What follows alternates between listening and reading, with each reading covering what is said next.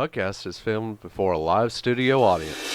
Ladies and gentlemen, welcome to the PUDcast with Jason and Mike. I'm Jason. And I'm Mike. We're coming to you from the PUDcave located here in Gainesville, in beautiful downtown Lincoln, in the great state of North Carolina. Mikey, brother, man, what's going on? Not much, man. It's actually been kind of a chill week. Any tales from the swamp today? Tales from the swamp are very few. Well, that's good. I don't think a whole lot has happened. So any run-ins with the White Witch or anything? Nothing. Don't jinx us now. Yeah, I know she may show up. Don't jinx us, man. And of course, we got to introduce our trusty, loyal manservant. It still cracks me up to call him that. But all the way from Puddingham, England, the one and the only Sir Ian Pudsworth. Pudsworth, what's up, brother? Pretty good, G. I'm good, brother. I'm good, man. I'm doing real good today, Mike. You know why I'm doing real good today? Why's that? Because we get to welcome back to the PUDcave. Yes. The one and only, our first guest ever on the PUDcast. Yes. Back for a return visit, back for our first sequel of a show. And that is the one and only Mr. Wayne Sisk. Wayne, brother, how's it going, brother? Oh, man. Yeah, woo! Good to see you guys. Oh, shit. Oh, boy. Yeah. Already hit the wrong button. Here we man. go. Already Here we go. dude, it's fuck it. Start over. Take two. You got a guide up here. Yeah, we actually had to write it down. I don't know which one they hit, man. Yeah. And dude, yesterday this little sampler, man, it runs off a little SD card, and basically you can take sounds off and on. And I wanted to switch some stuff up, so I came in yesterday and I said, well, instead of taking the whole sampler, I'm just going to take the SD card home. You know, do this, do that. I swear to God, I took the SD card out of this little machine. I put it in my pocket. I said something to Mike. I said, man, I hope I don't lose this. You know, I need a little case or something for it. I go home, man, to put, you know, the new sample on it. I can't find the SD card. Oh, man. I tore up my car. Dude, I probably spent about 30 minutes looking for this thing, just freaking out. Do you know where it was, Wayne? Where? It was still in the fucking machine, dude. Oh, man. He actually said, we were in here messing around with a bunch of stuff yesterday. It's like, man, I had a case for this thing. I lost it, too. I lost it. I need something for her. I'm going to lose this motherfucker. And sure enough, he says this morning, I lost that damn thing. I don't know what's at.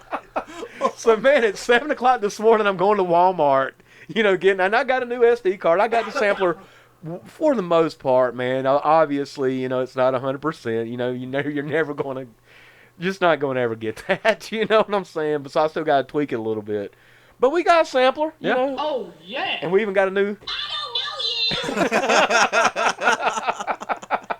That's the new one, man. We just added That's that a good in. one. I like that. Yeah, man, yeah. I think it adds a little bit to it. That could be useful in many areas. Oh, it will be. It will be. I'm sure And it's going to some- get used up.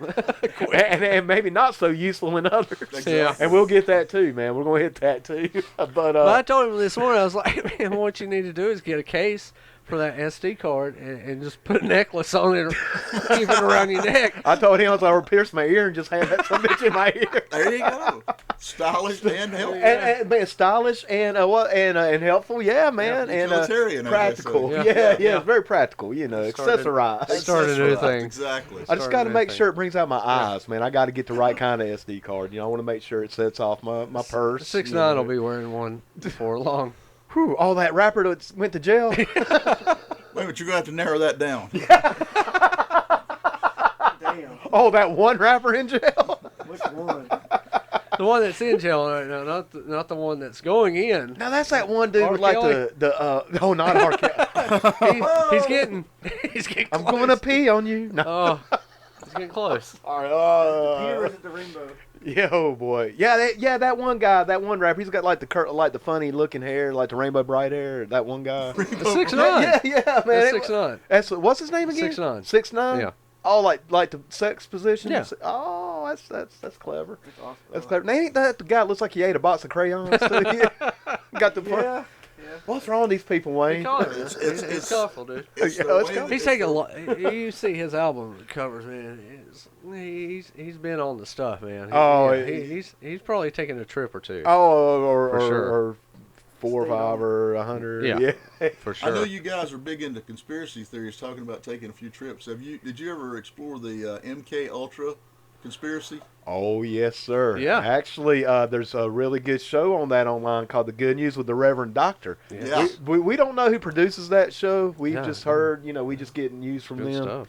But yeah, man, we actually go into that. Did you know that the famous gangster Whitey Bulger was actually a subject of that MK Ultra experiment when he was in prison? Yeah, man. Yeah, we were going into that a little bit. That's some wild stuff. It is, brother. man. And y'all threw me down the rabbit hole with that one y'all did. Good Lord. Oh, the Barron Trump? Barron Trump thing. That just freaked me out. Yeah, man. Terrible. Dude, I swear, when I was watching that, I'm like, this can't be real. I went through some of those videos that you put a link to and everything like that, and I'm going, uh-oh, and I could not believe half of that crap. Yeah. I mean, it's weird. Yeah, man, I tell you, a friend of ours, Amanda, she listens to us, and she had posted on our Facebook, or one of our, it might have been either my personal one on the podcast, I can't remember, and she said she ordered both those books just from listening to us, and I'm like, man, that's freaky stuff, dude. I believe in coincidences, obviously, but man, that's... Well, I got a lot of shit from Jason about, dogging out kids.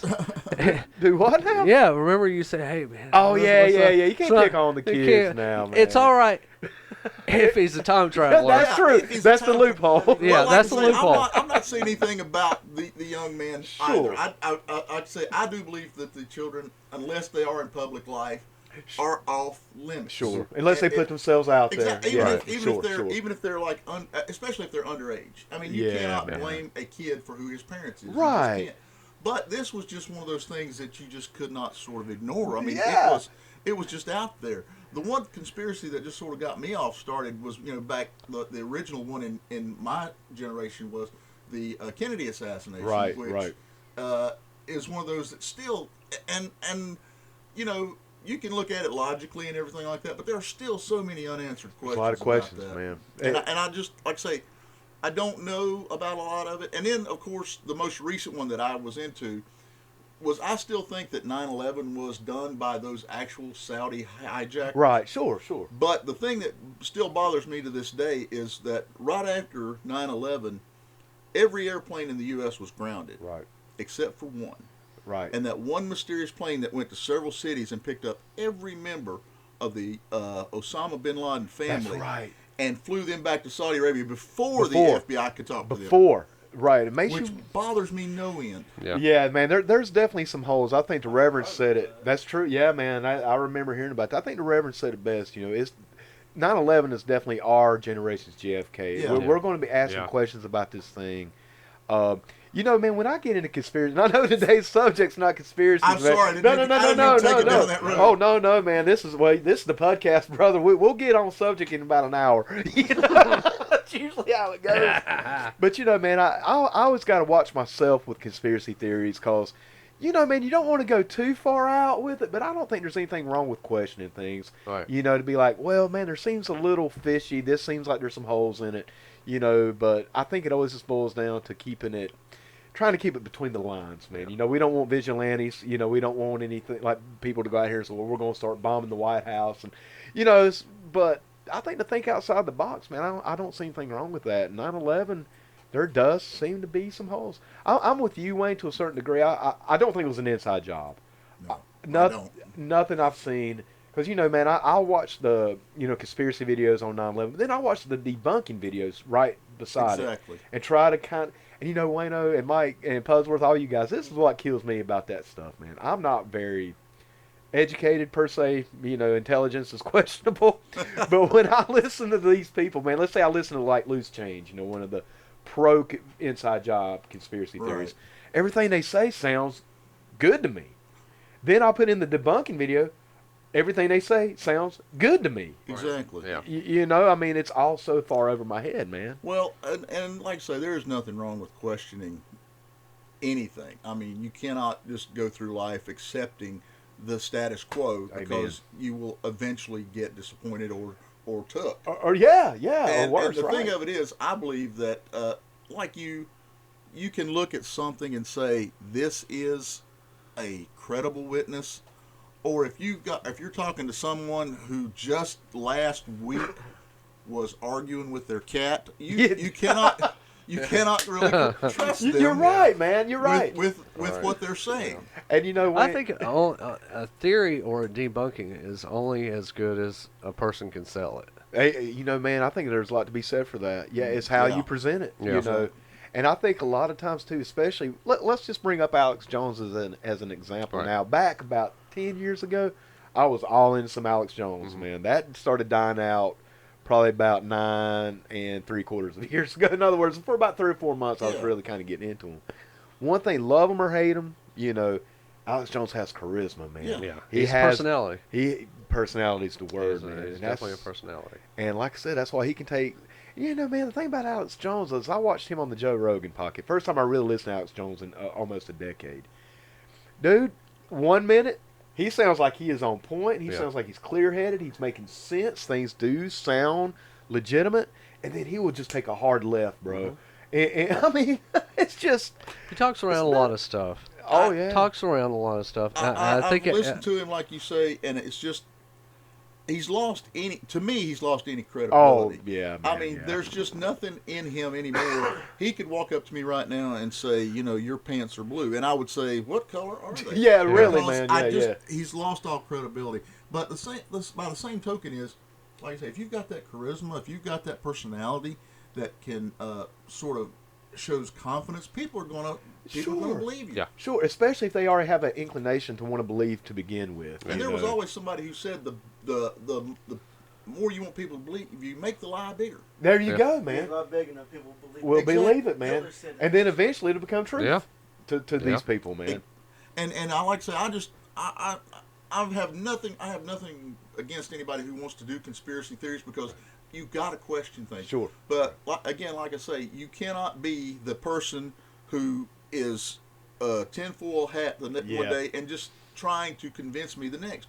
You have to have some sort of legitimacy. Something behind it. Exactly. Man. Yeah. And I want to know the truth. And the truth is something that, you know, is hard to find in this world today. But by that same token is you just can't just let it slide. Right, man. And you know, just kind of on the same level of just, you know, like the charisma and just being able to put it out there, and how we have some people who will listen to CNN, Fox News, you know, I'm talking about, regardless of your left, right, whatever, they just eat it up. And then you have other people who will just eat up everything Alex Jones says. Yeah. I'll give you an example. There's a guy, once again, I'm a Joe Rogan fan. There's a guy named Eddie Bravo that goes on his show a lot. Eddie Bravo is a funny guy, man. He's very good jiu-jitsu, you know, martial artist. Very, very, really innovative in those fields. This guy believes almost every conspiracy theory. I mean, I'm talking flat Earth, chemtrails. Now, dude, what the fuck? Yeah, man. And I'm like, dude, you're like the CNN/Fox News guy of conspiracy. It's like, dude, unplug. Yeah. You know, CNN doesn't always lie to you. Fox doesn't always lie to you. Alex Jones doesn't always lie to you. Literally. But sometimes they do. Yeah. And you kind of got to try to get through the muck, man. That's the hardest thing, dude, is tread through the muck. I think that's important. Yeah, it really is, man. Well, Wayno, brother, let's talk about Warren Zevon. Let's talk about Warren Zevon. Oh, before you do that, I want to bring up something from last week's show that one of our friends and listeners, Dustin Fowler, had said on the one of the YouTube comments. Which one, man? He puts like 20 up. 20 of them. But this one's I love it. Thank you for doing that, D. Thank you, brother. Yeah. This is the one that caught my attention, and I thought this would work this week. Almost like a reader mail. Okay. Yeah. Dustin says, funny story. I didn't know Geddy Lee was a man until I saw a Rush concert poster in a store when I was like 17. I thumbed that shit down, bro.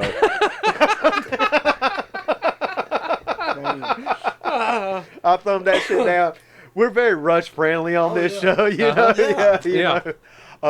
I saw, in fact, man, I don't know if you guys saw my Facebook. I posted a picture of Geddy Lee yesterday. I'm making a real funny face, you know.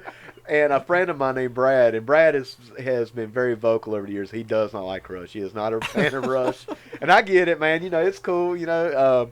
But what did he say, That's man? the thing. How can you not like Rush? Just dislike. Hey, there's just people, man, that, you know, have different tastes, you know. And Brad's got good taste in music. He's a huge ZZ Top fan, you know. We jammed. He's a great musician. But dude, I laughed because Brad will fuck with me a little bit about Rush, you know, because he knows I love Rush and love Geddy. Geddy's like my musical hero. But he was like, "This is a picture," and I still wanted to turn my radio or some shit like that. That's the first shit I saw this morning, man, at 5:30, and I laughed. I was like, "Motherfucker!" I mean, it was funny. And then Dustin doing his, you know. to me, brother, it should be a crime to diss Geddy Lee. But I'm not King. So. I always liked Rush. It was one of those that you. I mean, there's nothing earth shaking about, but it's not bad. Whoa, now whoa. Oh, Nothing earth shaking. God, I think I hurt somebody. Yeah, man, you got my feelings, brother. Now, hold on. This band is only 3 people. All right. They have a huge sound. Yeah. All 3 of these people are considered masters of their instruments, man. Wayne, No argument there, brother. We're gonna go ahead and just reschedule this show, man. We're gonna stop right now. Are we talking about Rush or Primus? I'm being hustled out the door here. Yeah, I know. It's like, okay, we got to go, man. Or are we talking about Rush or Primus now? Oh, no, Primus sucks. Hey, listen. All right. But no, I'll say that in being that's a endearment, man. All Like, right. Primus sucks is like their motto. Yeah. I was actually watching a reaction video. I watch a lot of these reaction videos. Do you watch them too, Wayne? I love them things. I do too, man. I really like them. And there was somebody watching a Primus song. I think it was Weeboo. I watch him. Yeah. And he had said something, and the crowd started chanting "Primus sucks." It's like, man, why is everybody saying "Primus sucks"? Yeah. And he didn't know that was actually their gimmick, man. That's their thing. But no, man, getting back to Rush slightly, because it is music greats as well. Exactly, and I don't like to say I wasn't trying to slam them. I was just simply saying that they had not like as big a footprint as some other people, but Sure. they're not a bad band. They really are good. I'll say this, man. I think Rush is probably one of the most popular, biggest underground bands ever. Yeah, Because they've always had that little bit of like Warren, but obviously they were on a more. they had a lot more success because Yes. they were and back in the day it was airplay that you had to get. Yeah. You say underground, really? I think Rush is underground, man. As far as like their fan base, dude, know about Rush is that. still kind of considered nerd rock, dude, geek rock. I mean, I think so. But then again, man, I guess when you say underground, these guys are selling out 20,000 seat arenas, like nightly. I wouldn't say that. I definitely wouldn't classify that as underground. I do. Almost like the Grateful Dead. I always kind of consider the Dead to be sort of a. You don't see. What? Oh. Dude, I didn't know this was going to be like a, a It's debate. like saying Leonard Skinner is underground. No, man, they're mainstream as shit, dude. So is Grateful Dead. No, man, name me 3 Grateful Dead songs you hear on the radio. Touch of Grey, Touch of Grey, Touch of Grey. That's it. That really, man, that's But look it. at the following. Look at the numbers. But Look they're at the underground. merchandise. And there's no way. What do you think, Wayne? You're a resident music expert here, bro. I was a Deadhead growing up. I went to some of their concerts. And I you even made it, traveled- and you lived? Yeah. Oh, yeah. I traveled one time to Roanoke, Virginia to see a Dead concert with 7 of the most insane people I ever knew. I never knew that, man. I didn't know that. Oh, yeah. But the simple thing was that the Dead was an underground band because their airplay, their shortest song were some of the ones that they had to try to cut up to fit onto airtime. Right. And they were more admired for their, people always say the same thing. You can't hear the Dead on the radio. You have to see them You live got to experience because that, they man. jammed. Right. And they were famous, but they were not like the Eagles. or even Skinner. even Skinner or Rush. Yeah, even Rush. Yeah, I'll say that. Yeah. But you only heard a lot about the Dead back during the 70s when they had those FM stations that would play a whole album. When FM was underground. Exactly. Right. And FM was one of those things that was just there was that one station out of Charlotte where they would literally have the 9 o'clock guy and he put it on. And then I'll play the whole album? And then he'd come in and say, and now the flip side. Yeah, man. And that was it. And he turned Right. over. And you could hear record buttons being pushed for miles around. And he would when tell you, those get your start. recorders ready. Yeah, hit record, the first piracy. But Right. it was like, and I think that the Dead, while they are super world famous, they are not what you would call a mainstream band. Right. I really don't think so. That's kind of where I was coming. And after that explanation, I'm actually going to back off my Rush comment a little bit because Rush did have a lot of airplay. Yeah. Now back in the day, like when they put out 2112, for instance, Yeah. man, they were very underground. In fact, it's really cool because I've watched about every documentary on them you can watch. And even Geddy will say, when we put 2112 out, we thought we were like on our way out the door. So they did that just to kind of be like, well, why not? We're not on the radio. We're not really getting these tours. And then, man, it blew up, and obviously history was made with that album, But yeah, man, like I said, Rush to me has always still been kind of, you got the Stones, you got Eagles, you have Skinner, Van Halen, and then, then you start getting into some of these other bands, like Rush is one of those. And there's other ones out there that are escaping me right now. But, well, if you go back to Zevon and him, I mean, he had the one really hit wonder, the Werewolves of London. True. That was used in so many movies and so many TV shows. Yes. And he became good friends with Gary Shandling and David Letterman, and they would have him on his shows all the time. Yeah. And that's why he sort of became famous. It wasn't so much that, his music was being that appreciated. It's just that his, and I guess you say his character was being appreciated. Right. Because I've always said, man, he was the musical equivalent of Hunter Thompson. I mean, really, Hunter Thompson and him, became friends through that very same thing. And I think that, and if you want to look at other people, like, I don't know if you've ever heard of the guy Tom Waits. Oh, yeah, very familiar, absolutely. Man, very, Now, Tom is very underground, but he's a good example. Huge. He is huge. I love Tom. And the one time I had a chance to go see him, he canceled out, and it just ticked me off. Oh, man. Because I was so bad. He was doing a show in Raleigh. Greenville.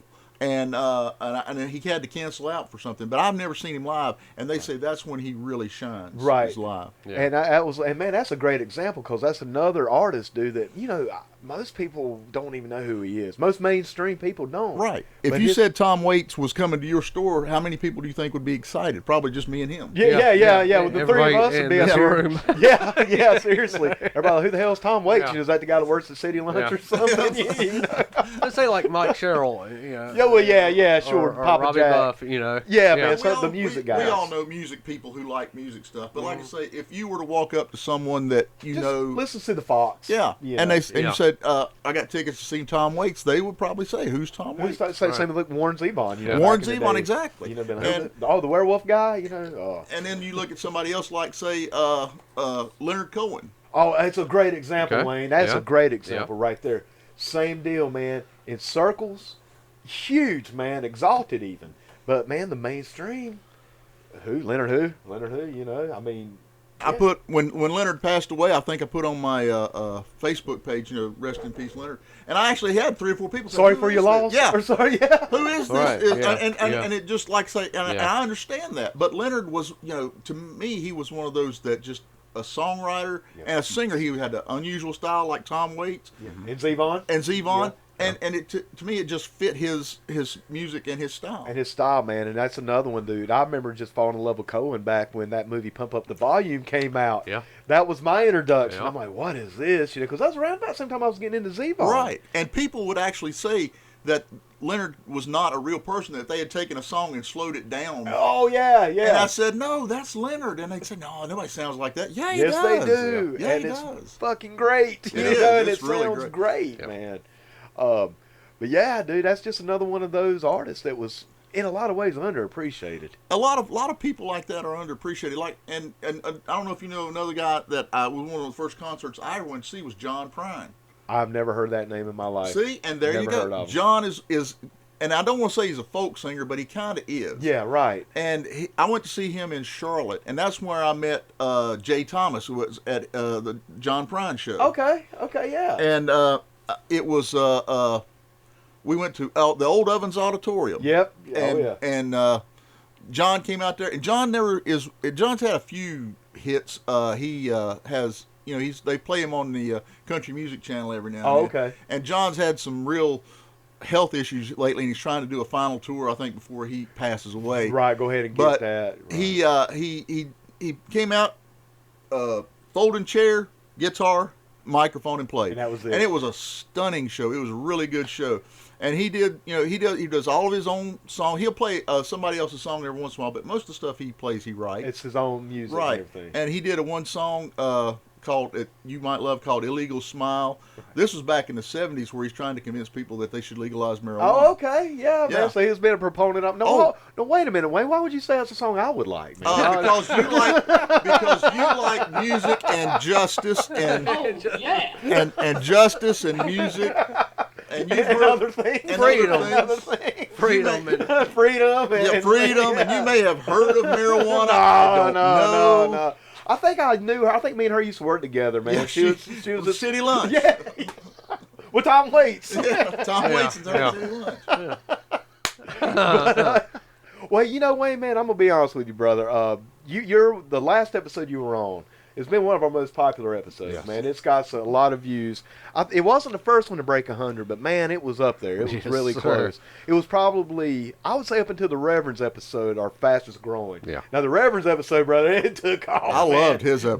Dude, That's I mean, awesome. That guy's fascinating. I man. love him. I could listen to him talk all day, and I learned something, man. You know, and I didn't even want to learn anything. You know, I don't hold it against him. You know? Now, I know you were talking earlier about a canceled show. Was that the only canceled show that you've ever been like a part of, or somebody had to cancel out or postpone or anything like For that? me, I believe that was the only one I've ever lost due to cancellation. I've had some where I've had to cancel. Right. You're because right. I've had incidents and accidents that have kept me from going to a show. But I've not had that many people. Somebody had, a friend of mine, I didn't have the tickets, but they had the tickets to see Oasis. Oh, okay. Yeah. And they said that the brothers got into a fist fight before the show, and one of them got hurt so bad that he couldn't play. He couldn't play, really? Yeah. That's right. No Yeah, shit. I remember that. Well, I know those guys were always fighting, man. Well, I mean, they what didn't is get it about along. brothers in music they can't get along? Same thing with the Black Crows, the And Robinson Black brothers. Crows, oh my! man. They actually, you know, well, I went to see the Black Crows. They actually almost came to blows again in the St. Ovens Auditorium. CCR. CCR was like Oh, that, yeah, man. CCR. Yeah. Oh, dude. If you've read John Fogerty's book, he hates his brother. Yeah, When man. his brother died, I Absolute. think he was glad. Yeah. Bluff you. Did I ever tell you guys about the time that I saw the fight happen at the Molly Hatchet show? No. With the guys in Molly Hatchet? No. Yeah, dude, this is no shit, man. In fact, I hope Papa Jack is listening. Mike Sherrill's band, the Thundercats, were opening up for Molly Hatchet. Man. So Sherrill was there. He was there, man. So we're on stage. I mean, they're on stage, man. Molly Hatchet comes out. Danny Joe Brown was still alive. It was Danny Joe Brown, and I think he was about the only original member at this time. Well, anyway, I forget what song they opened up with. It was badass. You know, I love me some Molly Hatchet.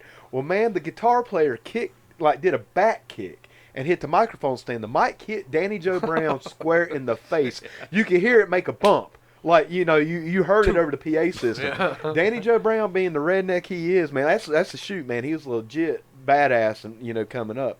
Grabbed him, threw his ass off the stage. So this happened to Cadillacs in Hickory, North Carolina, brother. Threw his ass off the stage. All right, so he gets up, goes backstage. They finish the show without him. He comes back for the encore for all the Peacemakers. They jam out, man. It's a great jam. I mean, the song's great. The guy comes back. Well, we're all like, well, let's go behind Cadillacs and see if we can meet some of the band. You know, we try to do that sometimes. So we all went behind the club, and dude, two bouncers was carrying Danny Joe Brown out. And this guy's knuckles were busted up, man, and had blood dripping off his hands. They had and he was being carried out by two bouncers. They were like, get the fuck out of the way. I mean, like, they were like, you get back there yelling at us. We're like, yes, sir. Yeah. But yeah, dude, that happened, man. In fact, a little Skynyrd story. Before Ronnie Van Zant died in the plane crash, you know, the lead singer from Skynyrd, he was going to produce Molly Hatchet's debut album. That was legit. That was happening. They said the first time that redneck Ronnie Van Zant met redneck Danny Joe Brown at a church dance, no less, they almost had a fight. They had to split them up, man. But they said they wanted to work with each other. That was just how that mentality was, man. I guess some old Florida boys, you know, they just raise hell, rather beat you up and then go get a beer. Yeah, you know? I guess. And then go record the album. I I guess. don't know, man. That's a little out of my. I mean, you're gonna beat me up. I don't want you recording my album. Yeah. I you know, talk about CCR. I read John Fogerty's book, and he was talking about the fact that, you know, when he went to have the time in the studio for one of their albums, he was the only one that showed up. Yeah. Yeah. And he played it. every instrument and did all the background vocals. Oh, I didn't know that. Oh, yeah. I didn't know that. And then his brother and the other guys, they were sitting there saying, well, we should still get the money. Yeah. Well, God Almighty, Yeah. man, you should have been here Yeah. to play. I mean, that's how I look at it. His brother one time came up to him during their third album and handed him a piece of paper and said, here's some words. He said, make what you do with the song on them. He said, you do it. Yeah. And he said, well, you're the one that does it better. He says he took it and threw it in the trash can. He said, if you want to write a song, write a damn song. Yeah. Write it. You know, do Yeah. it. I tell you, man, it's just a trip when you think about how some of these bands, we're like real people, man. You know, Right. I think that's what it boils down to. So I'm had their always own- amazed. Yeah, because you know you kind of idolize these bands. Well, it's like Ronnie Van Zant. You know, for me is a perfect example because man, that was my hero. I love Leonard Skinner. I love the lyrics. I love the music. You know, there was actually a documentary that was just released on Skinner on Showtime. I don't know if you guys have seen it or not. I haven't. Have you watched it? I haven't seen it yet, but okay. I've seen the previews. I'd like to see it. It's great, man. But they don't cut any corners. They don't sugarcoat it. Ronnie Van Zant was not really a good person, dude. Right. There was one part that really stuck out to me. Apparently, man, Ronnie would, when he drank, he got really mean. Like, really mean. But they said that he was in, like, interviews with, like, newspapers, magazines, stuff like this. And they'd be asking him questions. He'd be getting progressively more and more, you know, drunk. And then they would ask a question. He was like, I got a question for you. This is Van Zant talking to the interviewer. The interviewer was like, yeah. He's like, how the fuck you going to get out of this room? Oh, God. I mean, what the hell are you going to do, man? Oh, fuck. I mean, really? What? I mean, to this, I mean, and you know, Ronnie Van Zant was like, what, 5'7"? But they said he would fight Right. and win against anybody. I mean, dude, Billy Powell in an interview, the old keyboard player who unfortunately passed away years ago, he took out a bridge of his teeth. He's like, yeah, this is courtesy of Ronnie Van Zant. He knocked all my front teeth out because we had an argument about a song. Oh my God. Dude, they said Van Zant showed up to Jacksonville, Florida, their hometown radio station, because the guy on the radio station said that AC/DC just beat out Skinner as the most requested song. He went down to go beat the shit out of the DJ. Oh my God.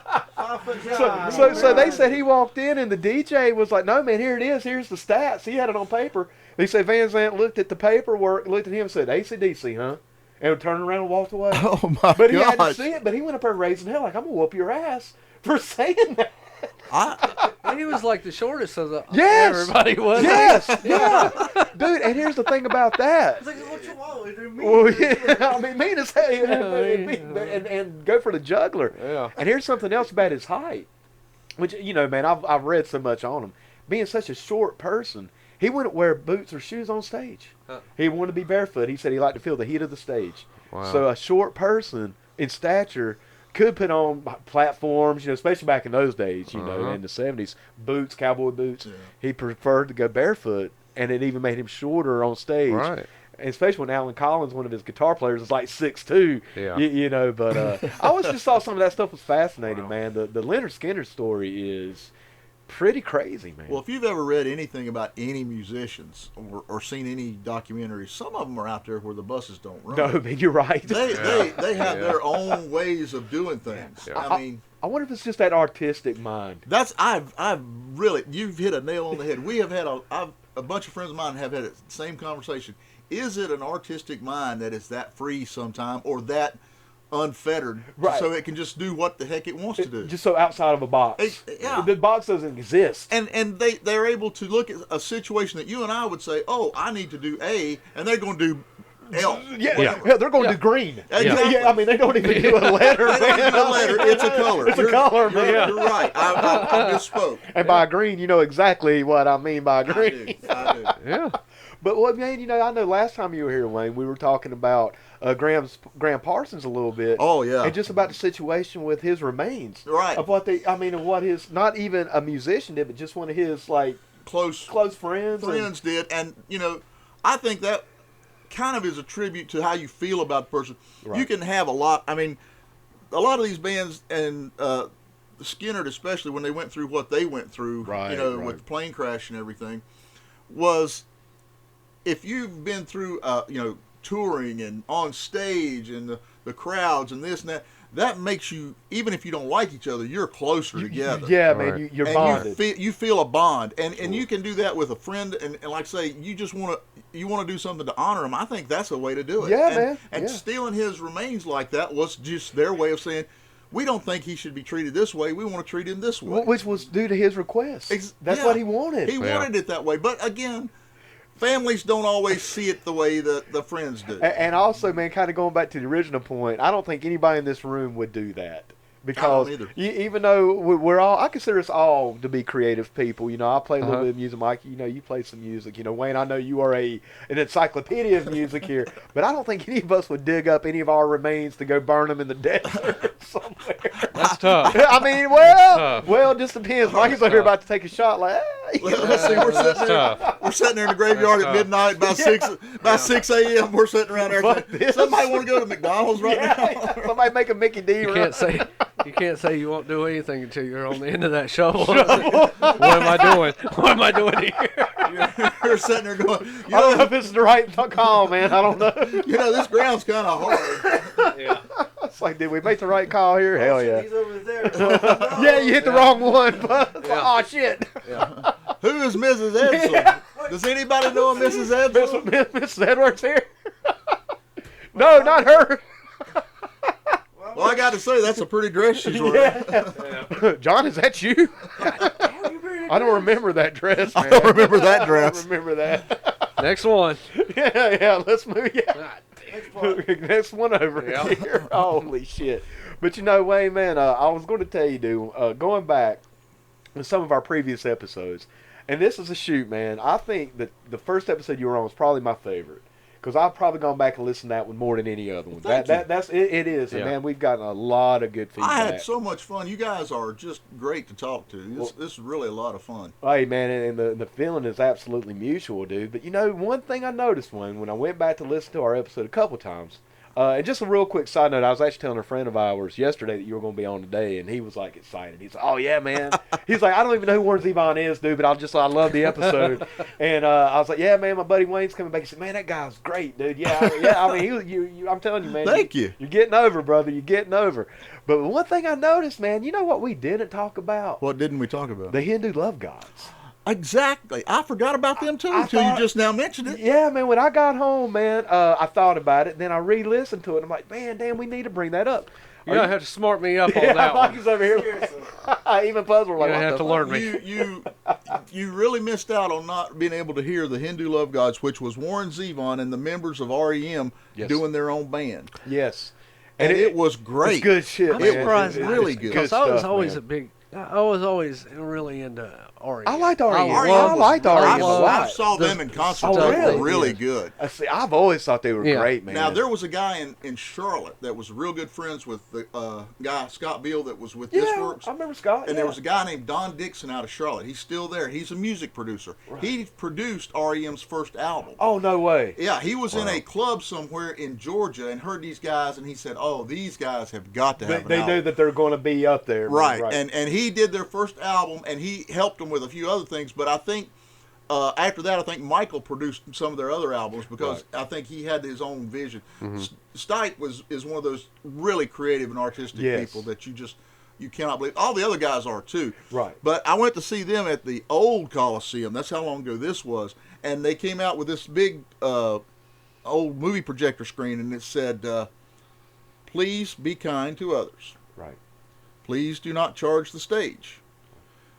If you do, Michael gets scared." And I just laughing like crazy. Because, at first, man, it sounds so serious. Yeah. It's like, okay, then that last line. But the Hindu Love Gods, when they did that, it was just some really good music.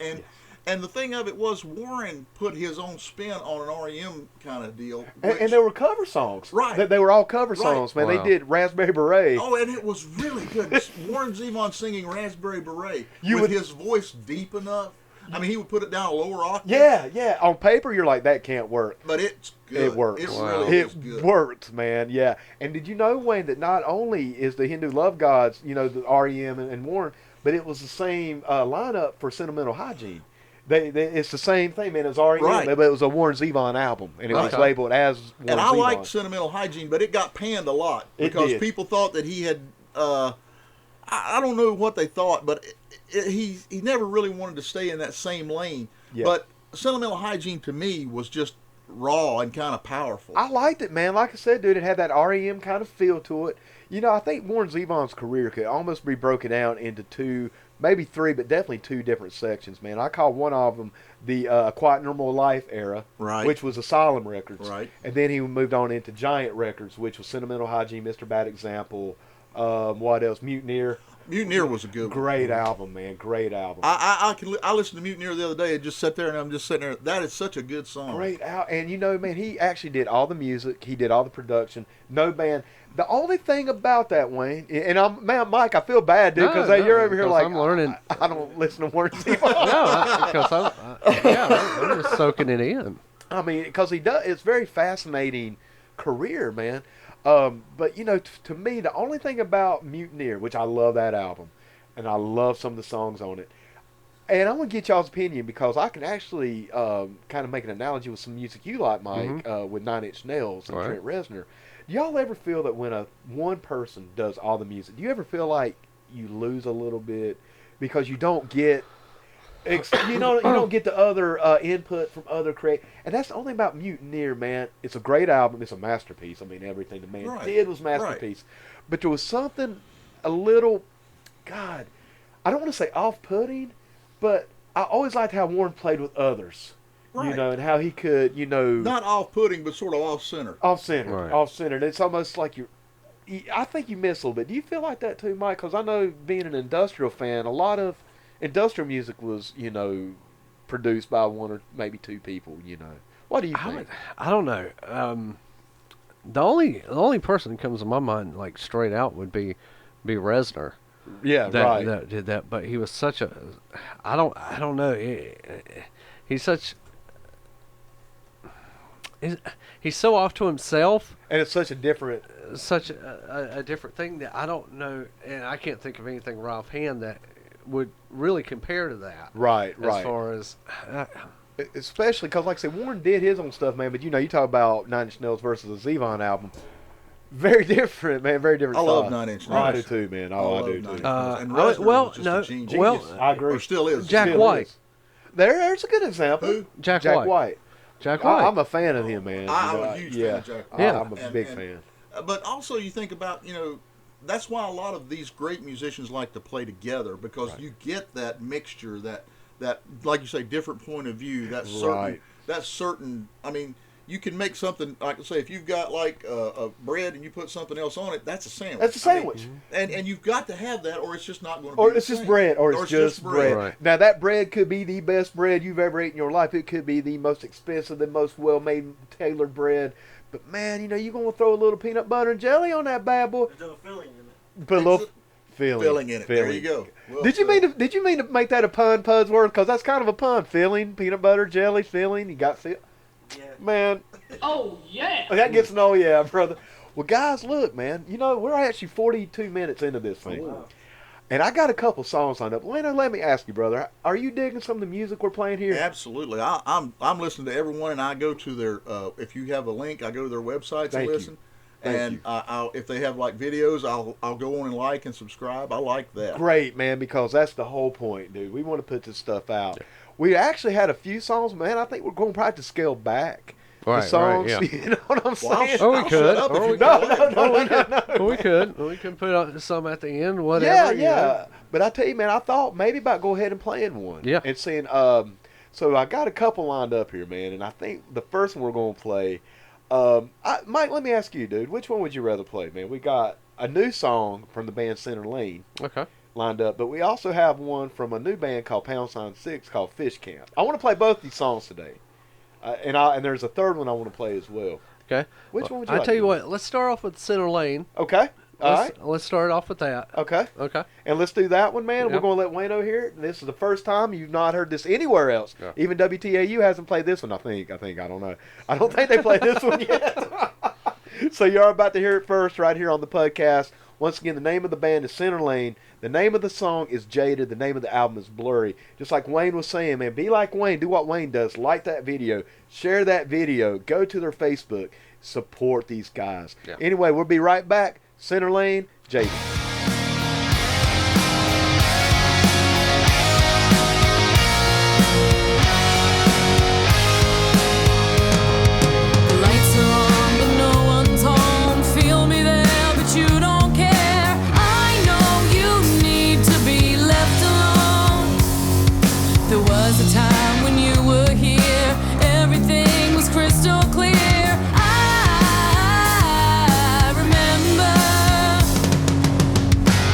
When I was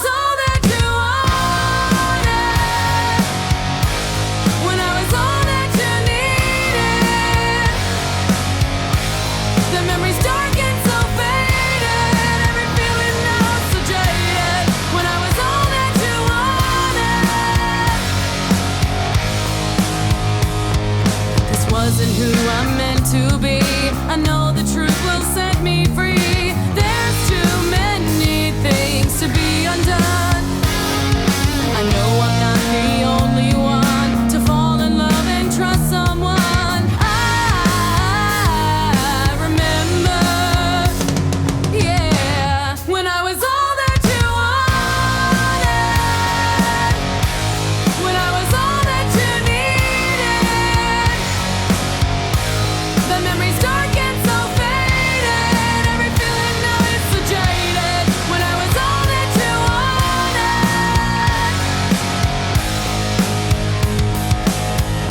it's just not fair.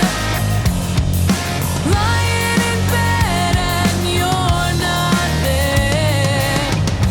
It was in vain. Trying to love what couldn't be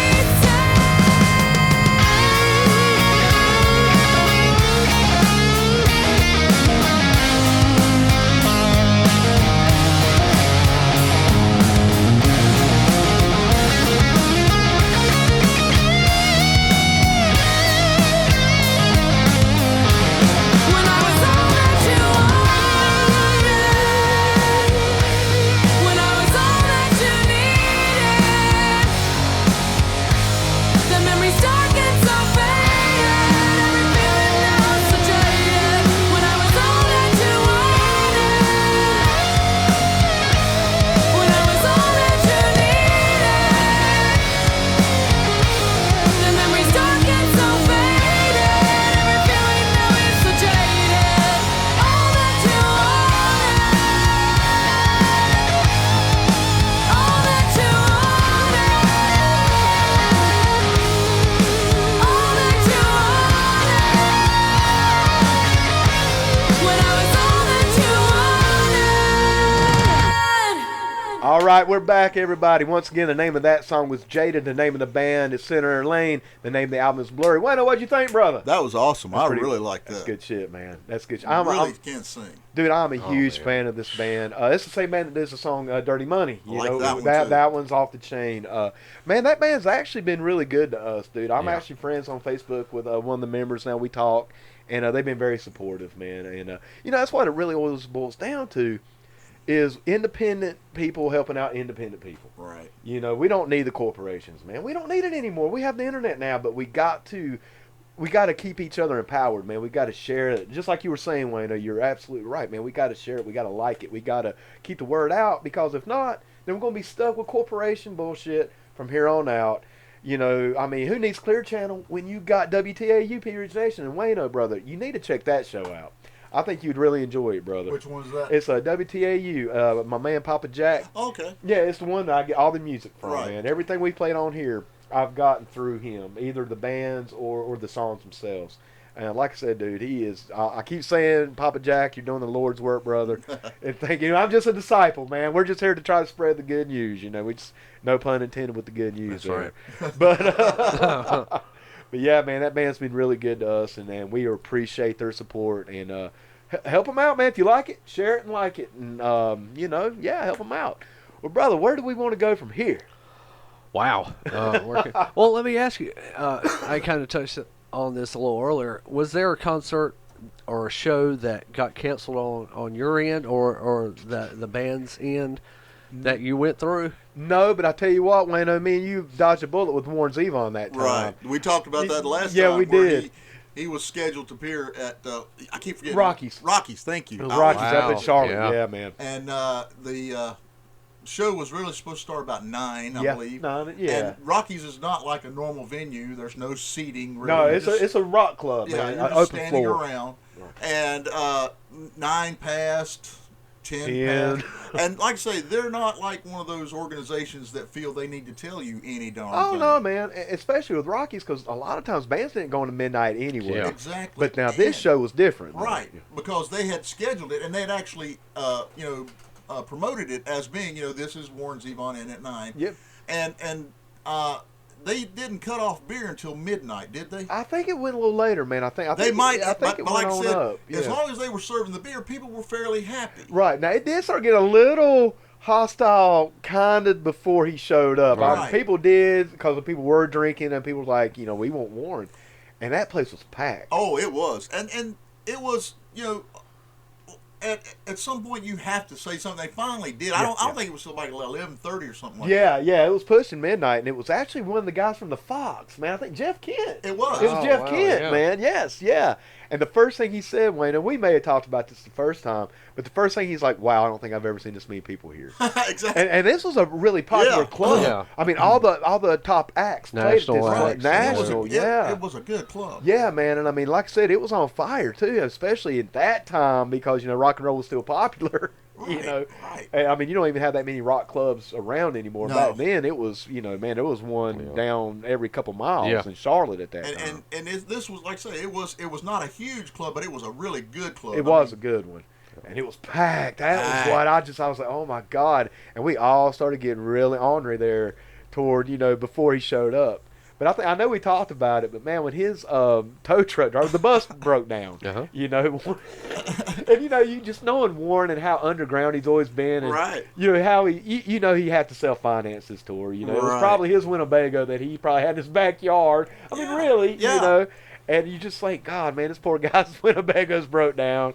And but anyway, he just had the tow truck driver come out and introduce the show, and the guy didn't know who Warren Zevon was. The fella's coming out here now to see. He wants you to know that I'm the driver of the truck that brought him in. Serious? And here he is, Warren Zevon. Yeah, And he left. Well, he had a beer in his hand. Yeah, right. That's probably his pay. Yeah. It's like, here, man, here's a beer for you. Because he also looked like he really didn't want to be there. He didn't. And the old guy, he, like I say, what do you think a tow truck driver wears is what he was wearing. Right. I mean, and he was just, like, hey y'all. and I think he was surprised at how many people were. Yeah, because he walked out and you could see he was like he was very out of place. Right, and the old shit was in his eyes. But I mean, he didn't say it out loud, but he wanted to. But brother, it was in his eyes. You're right. This guy's famous. Yeah, dude, that's the closest to fame that guy will ever get. Right. And you know what I'm saying? And talking about losing shows and things like that, where people have had to cancel and you've had to stop. A friend of mine got tickets for Pearl Jam. Oh yeah. When they were in Charlotte, and he had these were not cheap tickets. I mean, this was back in I want to say late '90s. No, man, was this for the show that they did at the oh man, it was like a fairground. Yeah. It was like general admission tickets. Right. I was at that show. I was there. What did you pay for tickets? Were they $90? They were up there, man. I remember. I think they were $90. They were up there. But what was so bad about it, dude? This was not the best concert for me. Because it was all general. They were trying to fight Ticketmaster. That was their big flag. We're going against a big conglomerate here. But every ticket was like $90, man, and we were in the fucking back. And you cannot do that to people. I mean, if you're going to pay more, you want to sit closer. That's the thing, man. And I think, it's not necessarily a democracy, but if you got more cash, you can get a little closer. But, and that's the thing, man. Well, dude, when you're younger, like us, man, we'd have been fine where we were if we could have paid $20. Right. But we weren't. But, man, now, 20 years later, I don't want to sit in the back with general admission, everybody moshing and shit. I want a seat. Yeah. Right. But back then, I loved it so much when all the shows were general admission. Really, man? I loved it because but I knew I was getting there. But yeah, you would like beeline toward it. Yeah, I would be. But now this show, man, was huge. Like clubs, I didn't mind as much. Right. But now this was like at a fairground, dude, and I mean, people were getting hostile. Oh, yeah. It was like LJ. What is it, LJB? Yeah, the one in Winston. LJV and Coliseum. Not familiar. LJVM, I believe, is right. Yeah. Okay. 9 Inch Nails with let's see who was with them. 9 Inch Nails, Marilyn Manson, and Jim Rose Circus. That'd have been a hell of a show, right there. And that was a general admission. General admission show. I want to go to that. I think I remember. And I was up front for that. Right. And do you remember what you paid for the general admission seat? I want to say it was $20-something. Oh wow. Wow. Jogging my memory back then, I'm almost positive it was $20-something bucks. Damn, it was dude. 1994. We almost didn't get there because there were 10 of us in a station wagon. Well, like a clown car. Oh my God! I mean, you had the Rogues Gallery in there. Oh, you had, shit. You had like Dan Terry, Devin Devine. Oh, not Deadly D, bro. Oh, absolutely. Oh, no, man. Mike Peeler, Oh. Chad. CJ, Chad, our buddy Jefferson. Chad Jefferson, man. Shout out to Chad. There were a few more of us in there just piled into the station Damn, I just wagon. caught a contact buzz hearing all them names, man. Oh, it was something. Well, let me tell you what. We're going down 150 to get to. We're going down 150 to hop on 77 to 40. 150. Right. Just down there towards Mooresville. It is slow. Goes on Christmas. forever. We're behind man. a logging truck. You can't get bombed. You can't. And Mike. Mike's impatient. He's just. Let's go. I think the law is there has to be at least one logging truck on 150 at all times. And we were right behind it. So he decides he's going to pass this truck. Oh, shit. No. Now, after about the third time of trying to pass this truck, we finally get around it. But there were some close calls where cars were just coming, and we knew we weren't getting around this logging truck. But you still giving it hell, man. We were just in the back, just laying down. After about the second time, we just laid down straight. We were sitting up, but we laid down. It's like, you know what? I think this is the best way to do this. Put your head between your legs like that. Another Kind of time, like the old tornado drills. and another time, we. But there was another time. Through the valley of the shadow of death. There's another. 9 Inch Nails. We had so much trouble getting the 9 Inch Nails show. This was the one in Raleigh with Nails and David Bowie and Prick. Oh, now, dude, I would have loved to go to that. I'd love to see Bowie once. Well, let me tell you about this trip. I think. Let me see. It was me, Sean Likens, another kid, Devin. Another Motley crew Yeah. here. Oh yeah. And somebody else. We took Sean's car. We're on 40. We're getting that far, and we're going early. Right, yeah. Because we've got some good tickets for that one too. We're down in the front, and it's all general admission down. And it's outside, like kind of in that area. Yeah, right. Walnut Grove. Is it Walnut Grove? The amphitheater. Amphitheater. Yeah. So we're getting down 40. We're going, man, and we're just chilling out.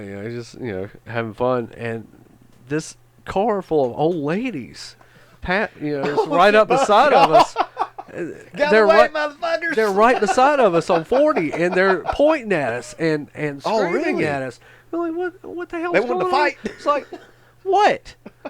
We're just going to a rock show, and they're just screaming at us, screaming at us. Right. Then all of a sudden, we can make out your car is on fire. What? Your car is on fire. Oh, yeah. Are you So serious? we pull off, and damn, if the car wasn't on fire on underneath. How have I never heard this, man? I've never heard this Okay. all these years I've known you, man. What? So yeah, so we pull off in this little town. I think it's I want to say it's Lumberton. Yeah. It started with an L. Is that lumber flammable? I hope not. Yeah. Set the whole town on fire. we take and this is a small town too. So Oh yeah, Lumberton's small, man. That's so where we Ric take- Flair crashed. Actually. Right. Yeah. I think it's somewhere in one of those towns. But we get there and we take it to the mechanic. He says it's gonna be an hour or two. I'm like, okay, That's not we bad still for a car we that st- was just on fire. Yeah, That's not he bad. said something about the transmission. One of the gaskets. fluid caught fire. Boom. Yeah. 2 hours at the most. So we're wandering around this small town trying to get something to eat. Now, were y'all And dressed like you were we are. going- Oh man, you better know it. Everybody had mascara and black fingernail polish. This is early '90s. Oh, got that, Goth man. Everybody's in industrial. their early 20s, you Yeah. know. The only one is the only one that is not is like Sean. He's just wearing t-shirt, Just regular shorts. Right. His usual style, right. This right. one kid, I can't remember. His name was like Eddie or something. He had black electrical tape around his arms. Oh, shit. This is early, man. We left It's like it the like scene out of Rambo, the first Rambo movie. we left that morning at like 9-10 o'clock. Right. Just so we knew we were Go going to ahead get there. Right. And the show started at like 7. So we're wandering around this town. We're just, oh my God, this is the best. So we get back up on the road. It's all So the car fixed. got fixed. Got everything. fixed. We got it back on the road. Boom. We're probably about, I want to say we're probably about anywhere between maybe an hour to 30 minutes away from Raleigh. Right. When all of a sudden, smoke started coming up out of the gear stick Oh shit! of dude. the car and filling the car up.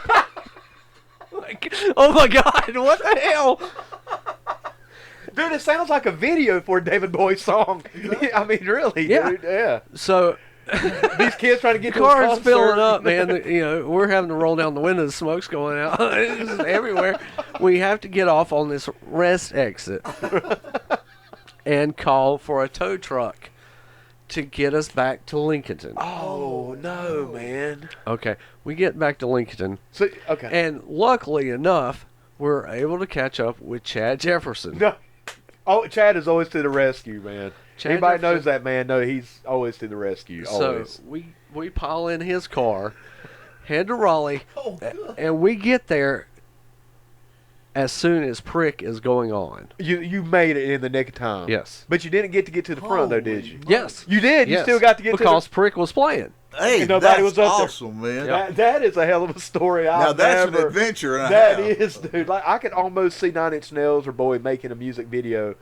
Going over this entire trip, man. These kids are trying to get. That's It was awesome. an adventure. That- It was. It At was the one time, I'll never it had to forget. be hell, but Oh, now I it's know. a heck of a story. That's Yeah. for sure. Oh, I'm sure at the time, man, I'd have been stressed. And Oh, I'd be like, wow. oh, man. Oh, we especially, were. Oh my God, we were just like, we are never gonna make it, or we're gonna die. Yeah, one or the other, One or man. the Yeah, other. I mean, Well, when and at you're- that point, you try to figure out which is.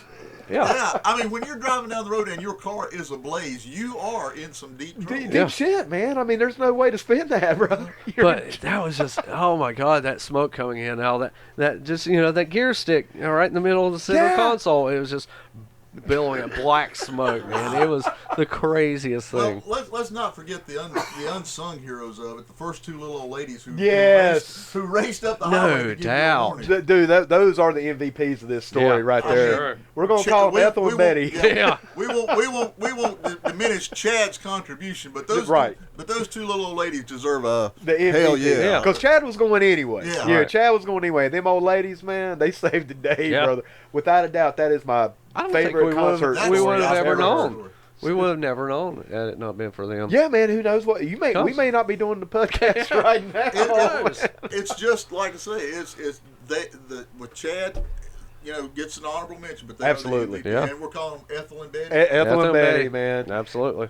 Ethel and Betty badass. That's Ethel what I and want to call Betty. these ladies, man, because they caught up with you guys. Wow. I would just like to see Crazy. some of the people in this small town when all you heathens Oh, were walking around looking like the Lost Boys over here. Man, that reminds. There's a whole family of Draculas just coming into town. You see that shades getting drawn. Hear shotguns getting cocked. There's a little child standing on the street. Somebody reaches Street up through a door and grass. jerks them back in. Yeah. I see the cop from Get the the- first Rambo movie, rolling up. With Bicycle wheel still. with the still toothpick rolling. in his mouth. Yeah, you boys ain't staying here, are you? I just want something to eat. They got a restaurant in the next town. Rambo, John Jay. I tell you, man, that reminds me. Now, this isn't a music story, but we got some friends of ours, and Wayne, you probably have heard. I know you've heard us talk about Two Dogs. Oh, yeah. My buddy. I don't know if you ever met David or not back in the day. He would come to the store and hang out sometimes. I may have, but I just don't recall. No, at this yeah, time. and I can't remember, man. I know y'all probably have been in the same place, same time, but I just want to tell a quick story. I'm gonna tell on him for a minute, cause it's a little musical related, But we were down at the beach one time. It was me, Christo, Smiley Stewart, Josh Smiley Stewart, David Hayes, Two Dogs, and JJ Mathis. And we were all buddies, man. We all had our different styles. You know me, Wayne. I've always been the Leonard Skinner, Jimmy Buffett T-shirt. And, Christo and Josh both kind of preppy. Collared shirts, not clean cut, nice, nice clothes. Dogs and JJ. Man, Oh, yeah, they kind of yeah. look like Hot Topic, Right. You know what I'm saying? Early days. Early days, Yeah. man. This was back during the whole More Gothic. like what was that shop out on Independence? Rock and Roll Emporium. Rock and Roll Emporium, Yeah, man. yeah, there you go. Yes, Yeah. man. Yes, yeah. Yeah. Perfect. Infinity's Inn. Well, no, no. Infinity's Inn. I remember that. Oh, that place was the bomb, brother. I got a great Infinity's Inn story later. Yeah, man. Goes. We got another story we got to get out of you too, Wayne. But anyway, man, we're down at the beach. We're at Myrtle Beach, And you know, man, we're all getting ready to go out on the town. We're going to go hit up Hooters and we're going to go to a club or a bar or something, you know what I'm saying? So, man, I got my Buffett shirt on, you know, I'm jamming, man. I got my jorts, you know what I'm saying? Got my black jorts on. You know, my Nikes are kicking, man, you know. Christo and Josh, they got their collar shirts on their polos. They looking good, man. They looking sharp. Bro, out of the back out walks $2 and JJ. These motherfuckers are covered head to toe in black. Long sleeves, long pants. Dude, the got the fingernail polish all black. Yeah. Their faces are painted white with black Chinese writing, man. Right. Ganji, I think it's called. Yeah, thank you, Pete. That's why we got you here, bro. Thank you, dude. I remember Stowe looked at me and he was like, "We're gonna get in a fucking fight, man." That was. See, that looks more like straight up Norwegian death metal. Yeah, seriously, man, corpse paint. For real. The man, we go out like this, and I mean the whole time, man, Stowe's just like, "You dumb SOB." I mean, Stowe just cussing them out, So man. Yeah, man, you know, Smiley ain't saying shit, you know. Me and Smiley neither one. I'm like, oh god, because I'm thinking, I'm like, man, I don't want to get in a fight, you know. Or behind, you know. I just want to do stuff, man. I want to go, dude. Call me crazy. I want to drink beer and chase women. That's all I wanted to do. Yeah. Call me crazy. Yeah. Dude, we walk into Hooters. Y'all know the old movies and stuff when somebody walks in, the jukebox stops playing, like you can even hear the needle. You can hear the needle scratch on the record. Dude, all eyes on us, bro. Oh. When we walk in, I mean, that place get dogged. I'm talking Myrtle Beach Hooters, 100 miles an hour. Everybody's pounding beers, having a good time. Everybody's getting loud. As soon as we walked in, silence. You hear one. Tumbleweed. You know, a tumbleweed went by the bar. You know, tumbleweed. I was like, yeah. Yes. Dude, the only thing you hear is some waitress like, "Hey, y'all, Kiss is in the house." Chris was like, "God damn it, we're getting in a fight." I was like, "God damn it, dude." Seriously, man, that was an awkward night. We got through it, man. There was a little tension. There was actually some tension in the night, but we got through it. And I remember Chris was like, "I'm never going out with them motherfuckers again." I was like, "Me either." See, you should have walked forward and walked in with them. Or walk behind or something. Now, dude, when we all used to go to the Gothic clubs, that was straight. That was cool. Well, hey, man, I was the odd man out with my Buffett shirt. You know, everybody's looking at me like, "Well, what a nerd," you know. But, man, when you go into Hooters at Myrtle Beach, man. Yeah. Oh, brother, but... How does a guy dressed like that eat chicken wings? That's a good point, man. It's like, shouldn't you be like, I don't know, eating anything but chicken wings? But you know, Mike, with ketchup, lots of ketchup.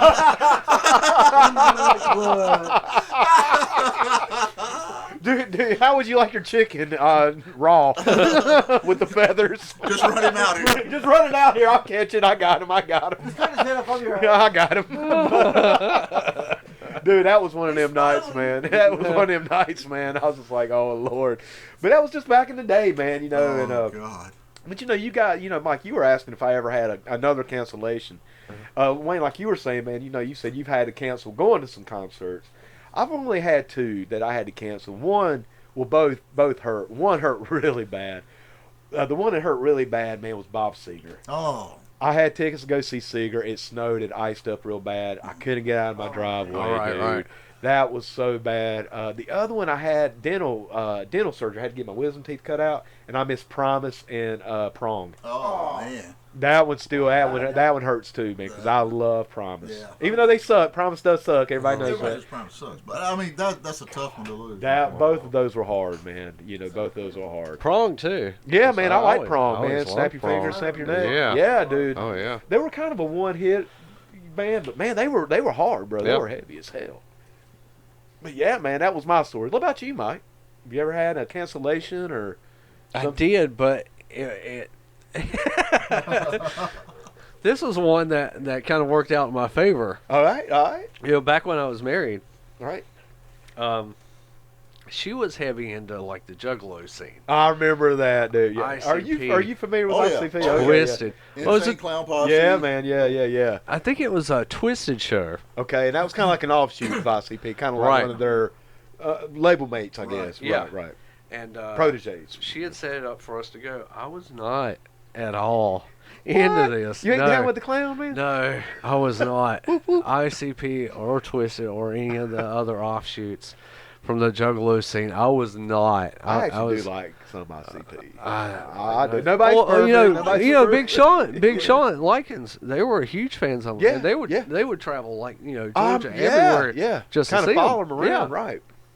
I was not. They were at Ground Zero. Right. Twice. I say they were at Ground Zero. They were supposed to be at Ground Zero twice. They canceled both shows. But we didn't know about it until we actually got there. Oh, that sucks. I hate that. That sucks, man. You've already gone through all the steps. You've already, It sucks, but at least it was Twisted. It wasn't a good. Yeah. Cause I was geez, I they're was canceled, really? I was not looking forward to this. I just did. I wasn't in the mood to wear soda. I wasn't. Does this thing go with my eyes? Now you talk about fucking makeup. It's sticky. You talk about fucking makeup and being the odd man out. That was you that night. That was man. that would have been me. Oh man, Dude, ICP, brother. A lot of people call them the worst group of history or in history. I like some ICP. I really do. I like some. I've always been into some hip hop. And one thing I say about ICP, love them or hate them, man, their gimmick got over. Yeah, it got over. Sure. I mean, they have a rabid following. Oh yeah, they have their own festival. They are rabid. For real. But I mean, I actually watched a documentary on their gathering of the Juggalos. Guys, I am not going to lie to y'all. I would like to go to that. I swear to God. Man. The women. Well, that is not a field trip that I'm going to partake in. I would, man. I'm not going to lie, man. I would go, Now, I've brother. seen you rock some Twisted stuff. Some Twisted stuff. I would never go to one of the gatherings. See, this Hey, seems he'd like rather observe from a I like safe Twisted. distance. this seems like it would be tailor made for you. Dude, I'm going to be honest with you. I would never go. That documentary I watched was pretty cool, man. I mean, everybody was really like, hey, man, come hang out and party with us, half naked, chicks all running around. I mean, hey, dude, I can think of worse shit to do, I mean, wrestling, or, wrestling going on. Yeah, but with the makeup, how do you know which, I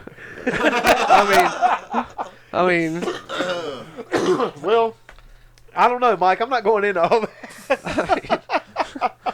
You never can tell. I you guess, never know. But, You don't know. You just don't know nowadays, man. Everything's so complicated nowadays. You have juggalos, juggalettes. I mean, like I said, if you're going to scout out the chicks and they're just got their makeup out, man, how do you know what you got the next day? Well, man, the key is not to stick around to the next day. We're talking juggalos here, bro. Yeah. Damn it, man. Well, let's get back onto some Warren Zevon. Where to go from here, man? How are we going to transition from ICP chicks back to the musical genius of Warren Zevon, man? that's a stretch. Or we can play another song. Hey, let's crank out. You want to do let's that, crank man? out the Okay, next let's song. let's go ahead and play that Fish Camp song, Yeah. dude. Now this Yeah. guy, the name of the band is Pasanen Band, out of Hickory. And I just heard, this is very last minute, man. I just heard this on WTAU, Papa Jack's show, P. Rich and H. I just heard it a couple days ago. I was like, I got to get that on the podcast. Reached out to him once again, man, like every other band I've reached out to, all but one. But every band I've reached out to, all but one, has hit me back. And it's been really awesome. All but one. All but one.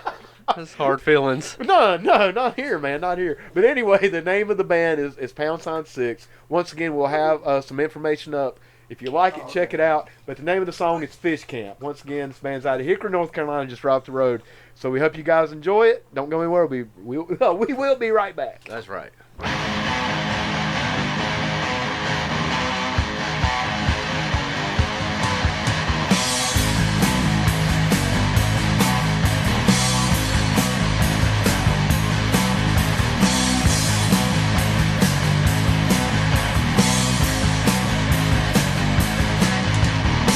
I'm driving slow,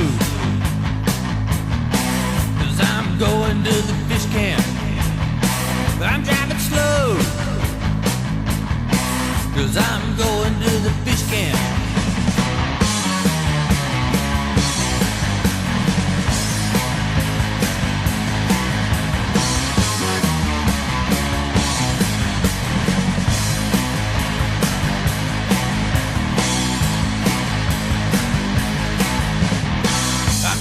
slow, 'cause I'm 200 years old. I'm driving slow, 'cause I'm 200 years old.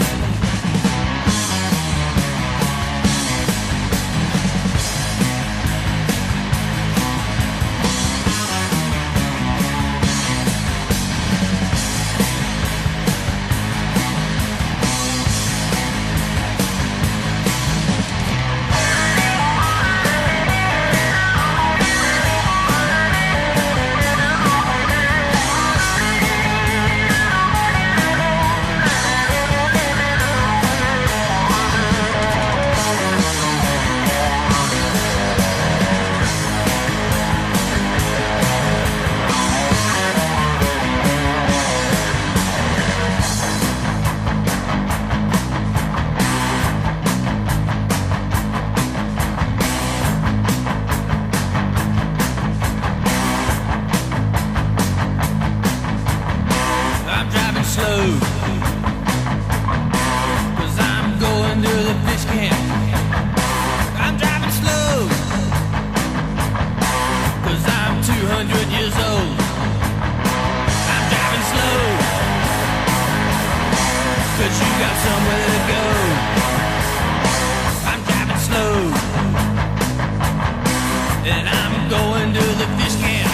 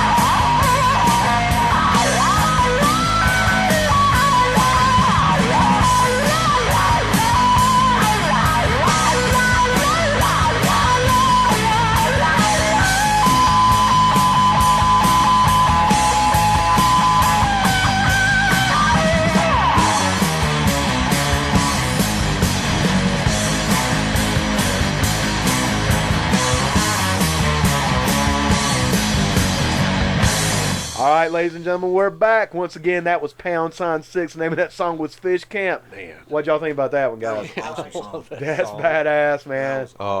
Dig that guitar solo, bro. Good solo. Jeez. Good guitar player. Man, the first time I heard that, my speakers caught on fire. Yeah. I was like, man, turn it down, brother, turn it down. Once again, we're going to have all these videos up on our page today. So please like it. Please share it. Yeah. I don't know if Pasanen 6 has a Facebook page yet. But I know they're on Reverb Nation. I do know that. Check them out, man. Share it. Yeah. Once again, and dude, I don't know about you guys, but that subject matter is pretty relatable. Oh, yeah. Get behind somebody 200 years old driving slow going to Yeah. the fish camp, man. It's like, and I love that line. It's like, I'm driving slow because you got somewhere to go. I mean, the best music is the truest music. And I don't know much more truer music than that right there, guys. I was talking to Jamie, it wasn't the other day, about, you're talking about Sunday drives. I'm going to take the Sunday drives with the parents, and I would have my headphones on, the Walkman, the whole time. Oh, yeah. And that's where I'd hear a lot of music at. Right. You Right, know? on those drives. Yeah. Man, right. Now, you talking about on a cassette tape or the radio? Yeah, the radio. Oh, okay. Yeah, yeah. Gotcha. Because, man. Yeah. if you were playing that cassette, it would take out that battery power quick. It would, Quick. man. Oh, my God. Yeah. You're right. Yeah, it really would. Yeah, no, that wasn't, it wasn't happening on that cassette. No, man. No, man. You get through like half that side, and it would be done. God bless you. Listen, 2112, man. Yeah. You want to make it to the Oracle. Yeah. It's like, oh, what happens? What happens? But, in comparing, the subject we were talking about, it's like, with kids and with their iPods. No, not their iPods. You had that earlier. What? Like, An iPod. the iPhones and their tablets, in the cars, and their, I was the same way. Sure. I was just the same way with the Walkman and We headphones. just had different technology, man. Yeah. Yeah. But, yeah, do y'all remember the good old days where you could hear new, great music on the radio? Yeah. Y'all remember those No. days? absolutely. I wish I could say, well, guys, we still can do that on these independent radio shows, man. Right. I go back to P Rich Nation. Right. Dude, I think that's one thing. And I know, I mean, you would think Papa Jack's paying us. As much as I put him over on here. You know what I'm saying? I swear, Checks man. in the mail. Yeah, that's P.O. Send a check to P.O. Box. But no, man, that's one thing I really like about his show is I get that feeling again. Yeah. When I listen to his show, I'm like, I'm hearing great music that I haven't heard anywhere else. And I won't be able to hear anywhere else. And it really kind of brings me back to that day of we've got a new song by Metallica, right? Or a new song by just whoever, man. Yeah. Pearl Jam, as we were talking about earlier. Soundgarden, it's just like you don't get that anymore, man. And the new music that does come out sucks. Right. It really Some of it really does suck. Some of it's terrible. Well, man. I was thinking about that earlier this morning. I know we've had this conversation about music and how it relates to a current president. Oh boy! Oh jeez Louise! How? No, I mean as far as not our current president right now, but the presidents that we had. Right. And how the music kind of reflected that era. Well, especially going back like to the Vietnam War. Oh yeah. Or even really before that, man, with the 50s and everything. With the all conservative. Yeah. There were so many bands that were basically brought around with some of their songs protesting the Vietnam War. Like you say, CCR, and Buffalo Springfield, and a lot of those other people, like Crosby, Stills and Nash. Right. I mean, they were the main Dylan? protests. Dylan, man. Yeah, Dylan. You got their Dylan You look at that time, you look at the Reagan 80s. Yeah, a lot of new wave. A lot of new wave. Yeah. You look at punk too. I mean, punk was more 70s. The 70s. Yeah. But punk sort of rebelled against everything norm, not necessarily the political norms. I mean, they didn't like, and I'm not going to try to interpret it here that much, but they didn't like you said earlier, the packaging, the corporate mess that they had to go through. Right, well, especially the music genre at that time. With disco. Disco being the number one pop music out. I mean, you had rock and roll. Obviously, I think the 70s were the greatest era of music. But you also had some pretty bad stuff in there too, man. Like disco. Well, disco sucks. Disco was just to me horrendous. But again, I'm one of the survivors. I've got my scars and things. But, you made it, brother. You made it. Yeah. But I like the way you say this so many times that the people who are able to produce their own stuff now, without having to go through the corporate mess. Yes. Like I say, if you know about CCR and all that other stuff, the stuff he had to sue his own record label to get his music back. Right. His music that he wrote. And he was also sued by them for plagiarism because they said music. He sounded like himself. Right. Jesus Louise's people. Yeah. I mean, well, look what happened to Prince. Prince actually changed his name to a symbol as a straight FU to the record company, man. Because he didn't want to be easily marketed, because he did not want to be slipped into any time slot or something like that. Exactly, man. And when you talk about music greats, you got to bring up Prince. As far as the 80s and having such great music, there was also that time where it was corporate. Very corporate. And a lot of music got kind of glossy in the 80s, man. Like, we keep talking about Rush. Let's bring Rush up. They went very synth. Thank you, man. I can't talk today. Very much so during the 80s. You had a lot of these bands from the 70s that did start polishing up. Hell, look at Kiss. I Was Made for Loving You. Right. Oh, Kisco. Kisco. Yeah, man. Yeah. And I want to say, man, I don't want to say too much bad about Kiss because Mike Payne gets very upset when we talk about his favorite band. Dead. We're very Kiss and Led Zeppelin friendly here. Hey, speaking of Led Zeppelin, what y'all think about Greta Van Fleet or whatever?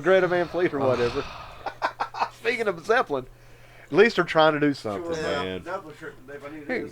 If you recall, though, there was a guy that used to come into Discworks that had worked for a huge radio station conglomerate out of Nashville, Tennessee, and he said they had a ranking for songs from 1 to 5.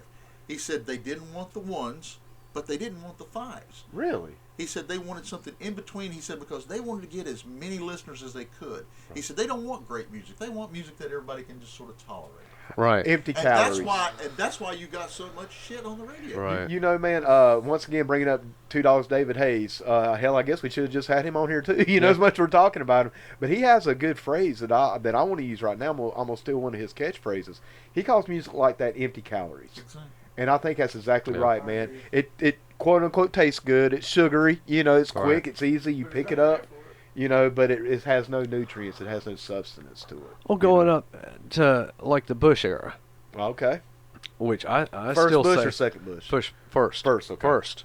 I still think that is probably one of my favorite times for music. Is that when as a whole. grunge?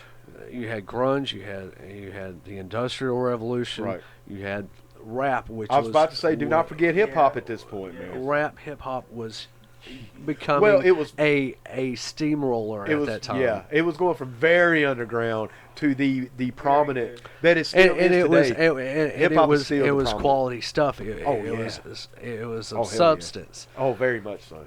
And I think that had a lot to do with that era, at that time in the era, because that Bush era was not a happy time. No, for the urban areas where a lot of this hip hop music right, came. or with everybody. It was an angry time for music, and it reflected, and you could see that in that.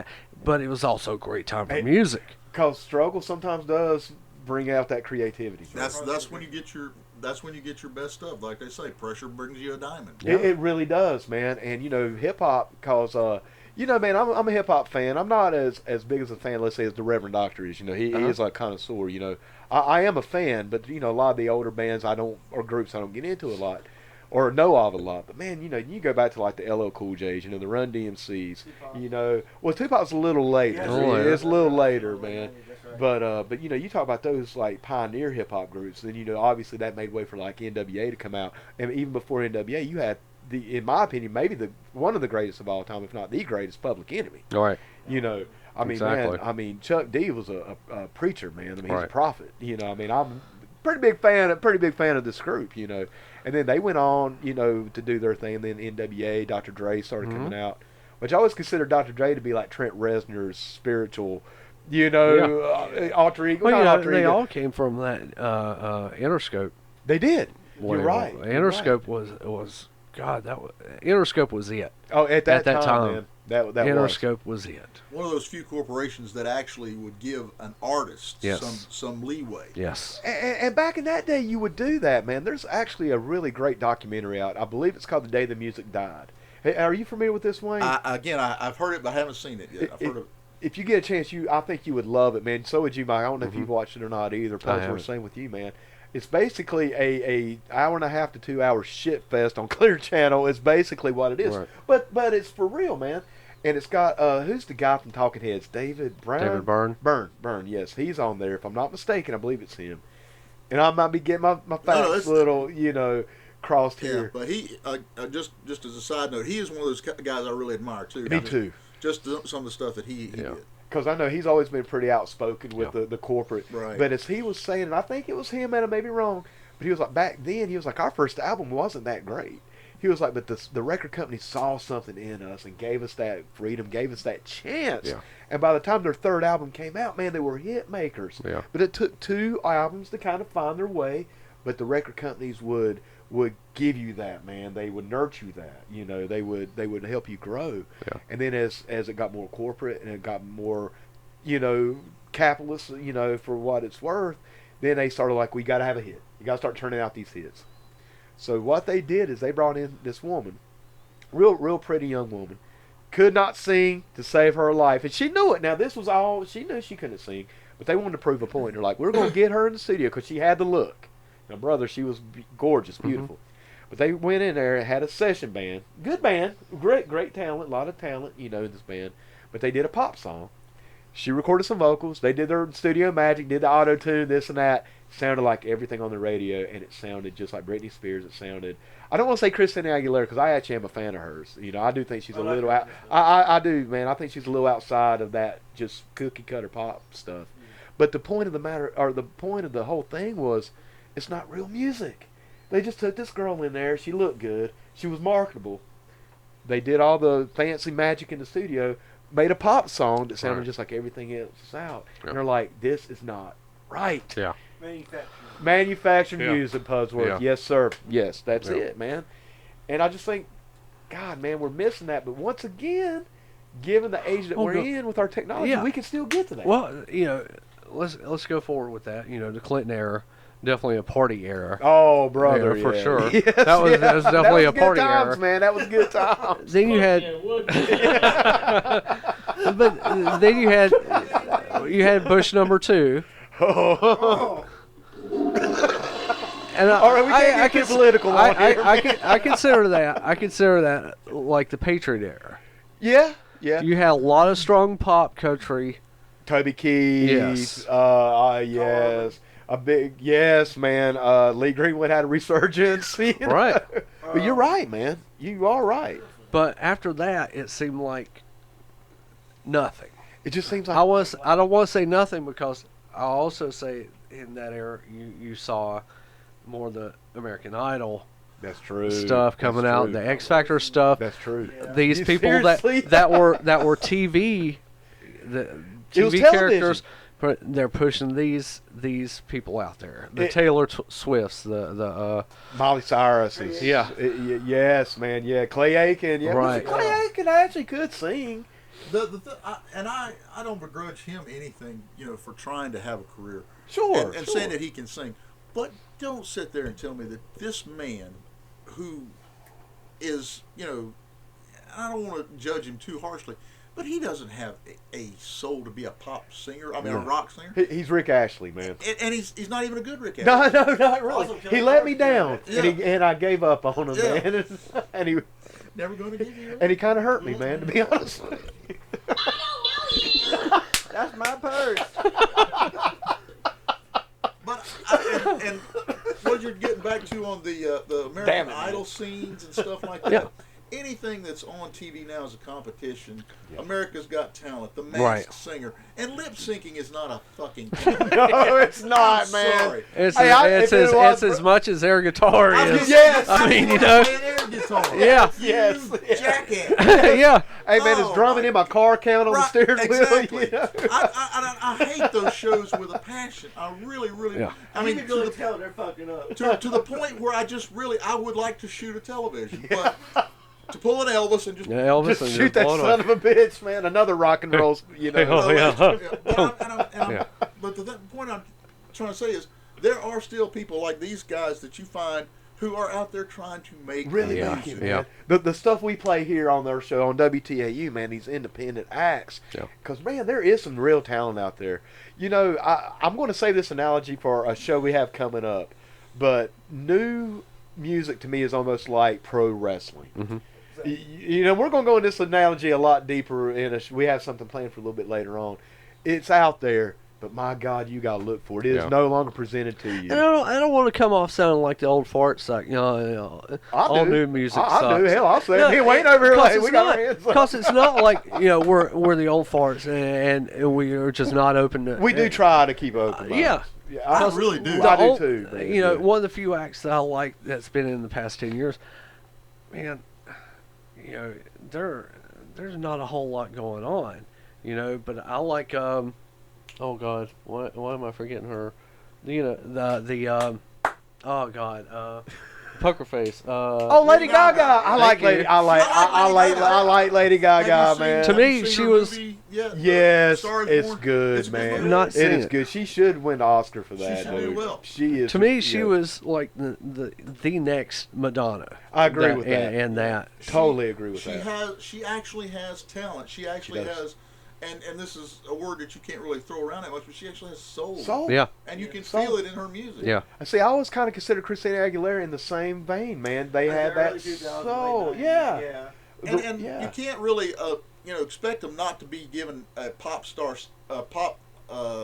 princess status because Right. they have the looks. Right. I mean, You're they right. do. Yeah. And she does have the production. That's something Yeah. I like about her, man. She can dance, she can sing, she can play the piano Yeah. well. And there's nothing wrong with somebody presenting. I mean, look at Prince's stuff. Hey, Oh brother, my God. great analogy. That man put Wow. on shows. Yes. Yeah. Entertainer. Yeah, entertainer. You think about that one halftime show for the Super Bowl. Man. Awesome. I probably watched that. Call in a rain shower. Yeah. Right. Only Prince could get God to get on cue with that. I probably watched that about 5 times this week. Yeah, seriously, man. And we won't even talk about the lame shit that was on the last one. Well, see, that's what I'm talking about. It's like, where is this at now? Where is everything at right now? Dude, it's just so corporate now. I mean, that's how I look. It's so glossy and it's so you would think in cookie-cutter, this time and era with the Trump era, not getting into politics, but you would think it would have that effect on music and it being more out there. But then again, man, to me, Trump. And once again, could you imagine Trump in brother? I can't George imagine. or George Bush Senior's role at that time when Ministry and Public Enemy coming out that time. Do you not?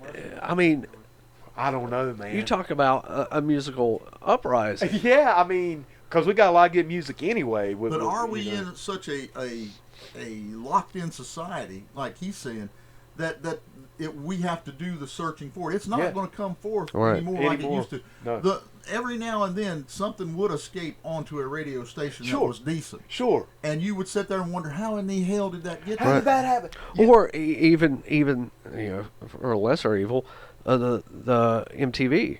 Oh yeah, hey, great analogy. Because we were exposed a lot to the MTV, as far as music-wise, just alternatives. That was the first time I saw Tom Waits was on MTV. Oh, yeah. Right. And in fact, man, I think that very first song MTV played was on point, man. Video did kill the radio star because Tom Waits was an ugly motherfucker. Oh, seriously. And you cannot look at Tom Waits and see, I mean, he's done movies where he's played bad guys, heavies, and zombies and shit. I mean, and it works. And it works because it's Tom freaking Waits. He didn't even have to put on makeup. Right. I mean, he would show up and say, "You ready to go?" And he said, "Well, I just got here." Yeah. Oh well, okay, get him on stage. Yeah. But I say, and I see your point so much because you see the struggle and strife from a political standpoint brings out good music or more meaningful music, and now we've got so much that's just meaningless. Yeah. And Mike, I'm even going to say, by talking Trump, man, because even when Trump was first elected, not going whether I like him, dislike him, this or that, man.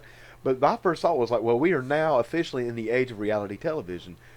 We're now fast food / reality TV across the board, and that goes for our music, our television, even our movies. Fake news, fake music, fake. Hey man, I mean. Music. Oh yeah.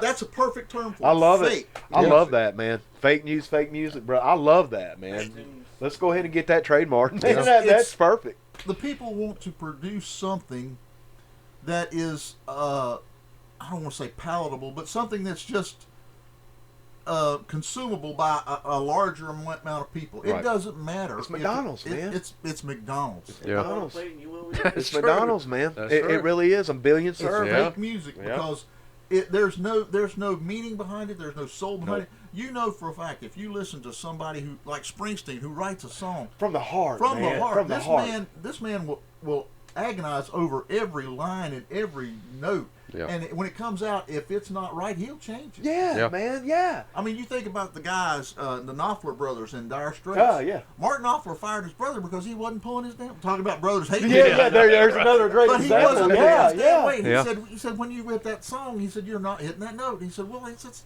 in a crowd. Nobody's going to notice. Get your ass out. Fucking notice. That's the thing. Yeah. Yes. If you don't care about it enough to do it, don't do it. They just don't do it, man. And now you just got to churn them out. All these songs sound the same. It's so funny. I was reading an article where it says science has now proven that today's music sucks. Right. They really did. It really is. They went through this like algorithm or whatever where they figured out that all the current top 40 songs that are out, all the pop songs, have very similar beats, very similar tempos, very similar music styles. We're back in like, man, like think about like Bohemian Rhapsody. Think about Freebird. Think about, some of these other songs that had all these melodies and different arrangements and stuff. That was considered top 40. In the 70s, 60s, even, into the 80s. Now it all has these same beats. It all has, it's all computerized, man. Which is my big problem with hip-hop today. Because one thing that I always loved about hip-hop was you had people that were coming in very poor environments that couldn't afford instruments, and hell, if they could, who's going to teach them to play? Right. You know, that's one thing, man. I mean, you're talking about people coming from the damn hoods and shit, man. They didn't have a lot. What they did have was turntables and records. Right. And what was about these records, and I forget what DJ, old school DJ, man, it may even been like DJ Herc or something, I can't remember, old school. He said, man, these DJs couldn't play music, but they knew the music, and they knew it well. Right. And they said, even, man, and I loved what this guy said, he was like, hip-hop is probably the most American form of music, because we borrow from all the previous forms of music, man. A good hip-hop DJ could take a jazz record and turn that shit into a beat, man.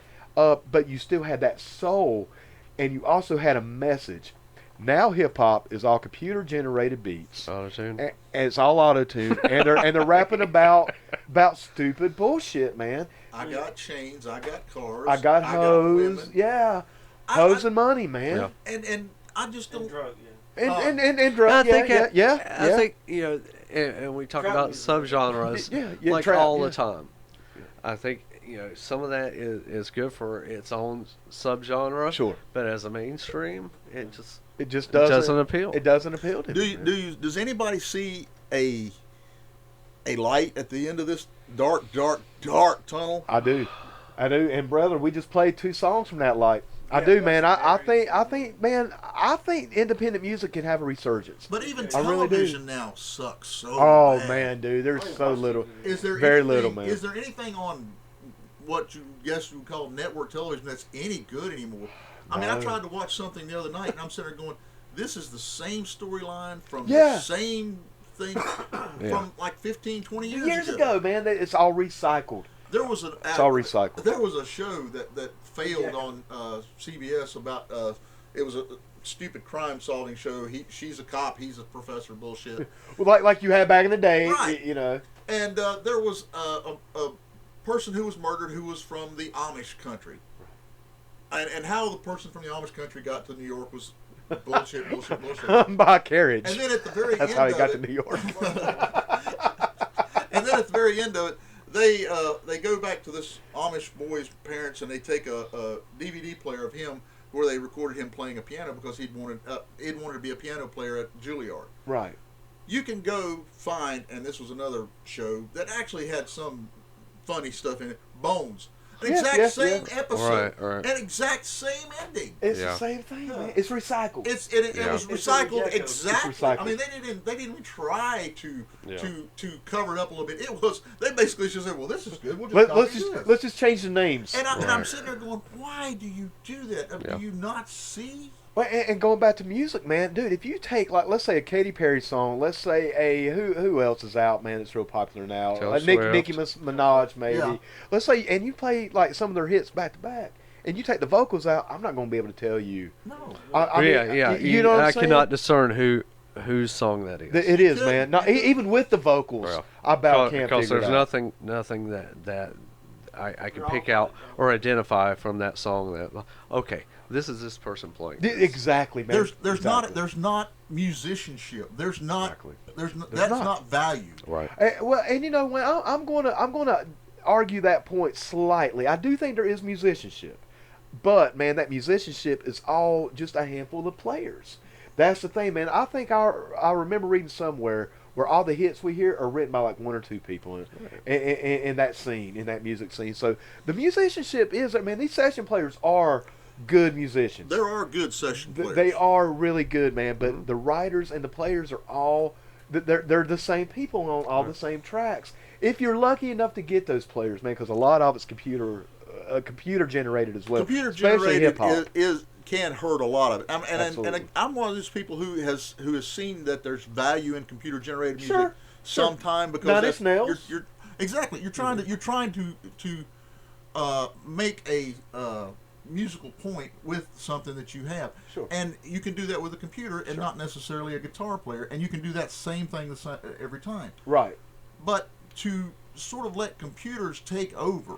That's the thing, man. Instead of being maybe like a little bit of icing on the cake, it's the whole cake now. Right. With the musicianship being the sprinkles. Right. You know, and it used to not be like that, man. And I think, once again, kind of going back to one of our original points about people making music on their own, I think you lose that, dude. In other words, man, let's look at Beat It. Let's just look at Beat It for Michael Jackson. Eddie Van Halen plays that solo. Eddie Van Halen's nowhere on that album being acknowledged. When you heard that song, you knew that was Eddie Van Halen. Yes. Right. You know, in fact, Van Halen tells a funny story in one of his interviews that he was in a music store or he was doing something. This was back in that day, and he overheard some people talking. Beat It came on, and one of the people said, "Oh man, listen to that guy trying to rip off Eddie Van Halen." But that's my point, man. You knew that if it wasn't Eddie Van Halen, it was somebody trying awfully hard. Right. You know, but you still had that Oh, personality. Yeah. You know.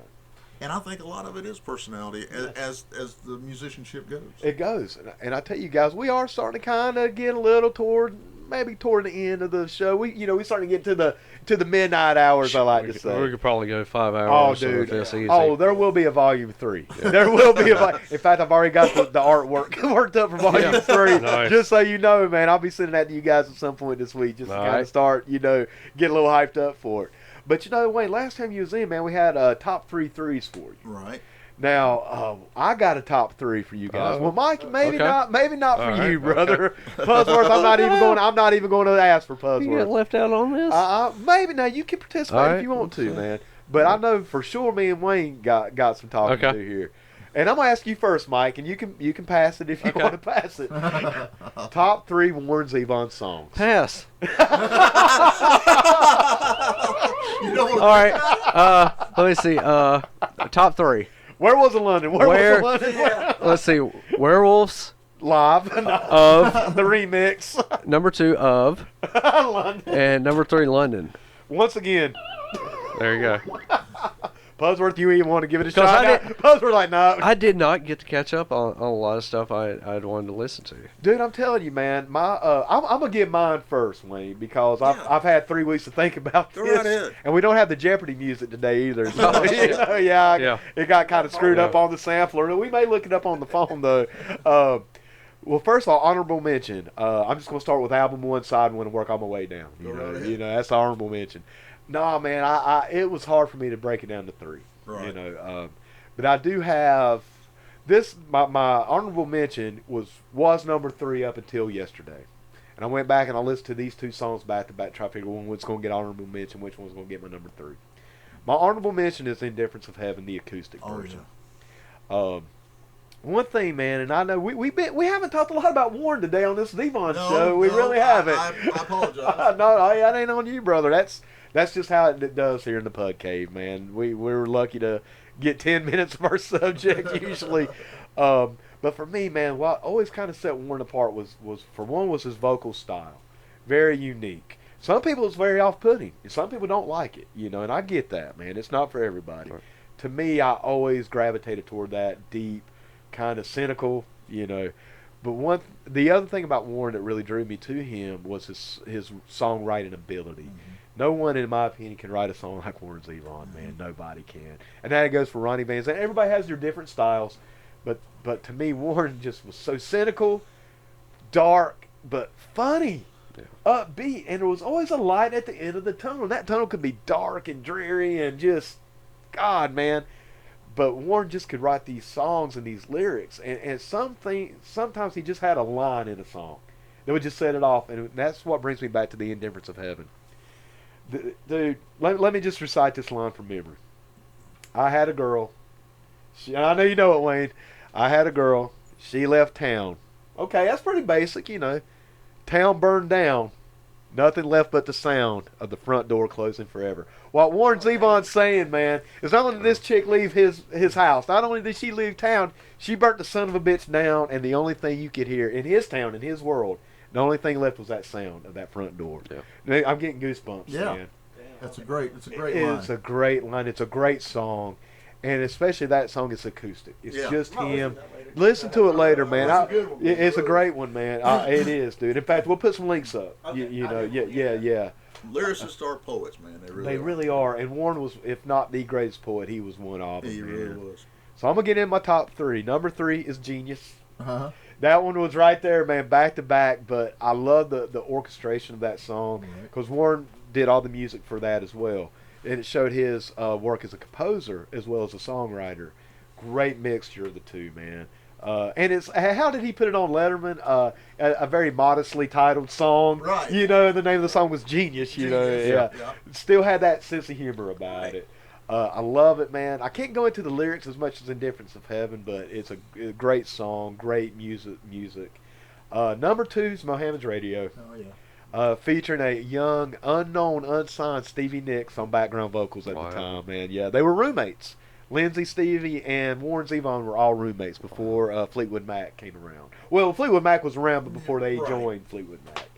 And my number 1, man, is Desperados Under the Eaves, man. Yeah. That, in fact, Wayne, there's you're just talking about TV shows a little bit ago. There's a show called True Detective on HBO. Are you familiar with it? I haven't seen the new episodes have started. Yes. But I haven't had a chance to catch up with them yet. They're so far so good, man. In fact, I'm loving it. They actually played Desperados Under the Eaves as their outro song last week, and I was like, "Holy shit, man! We're doing the Zevon episode next week," and I will definitely check it out now. It is so good, man, because no spoilers, obviously, no spoilers, but there's a scene. The last scene shows the sun standing behind these trees, and it says, "Don't the sun look angry through the trees?" is where it starts in, and it plays it out to the end of the song, to the humming begins. Getting goosebumps, and I'm like, "Holy shit, dude!" I mean, if this wasn't one of my favorite shows yet, it is now. Yeah. I'll have to check it. It is great, man. But Desperados Under the Eaves, dude, to me, that's his Freebird. That's his. Yeah. That was his song. Right. Great song, man. I can't put anything above it. One of my favorite songs of all time. It is a great song. It is a great song. I have so many favorites of his. I do like Sentimental Hygiene. I guess very honorable mention for me right there. That's a good one. Yeah. And just because it's such an odd song that I really do, that will make me just sort of listen to a lot, was Gorilla, You're a Desperado. Yeah, man, that's a great song. I love that song. If you ever get a chance to listen to that one, it's a funny song. It's got a deeper meaning like everything he has, but it's funny.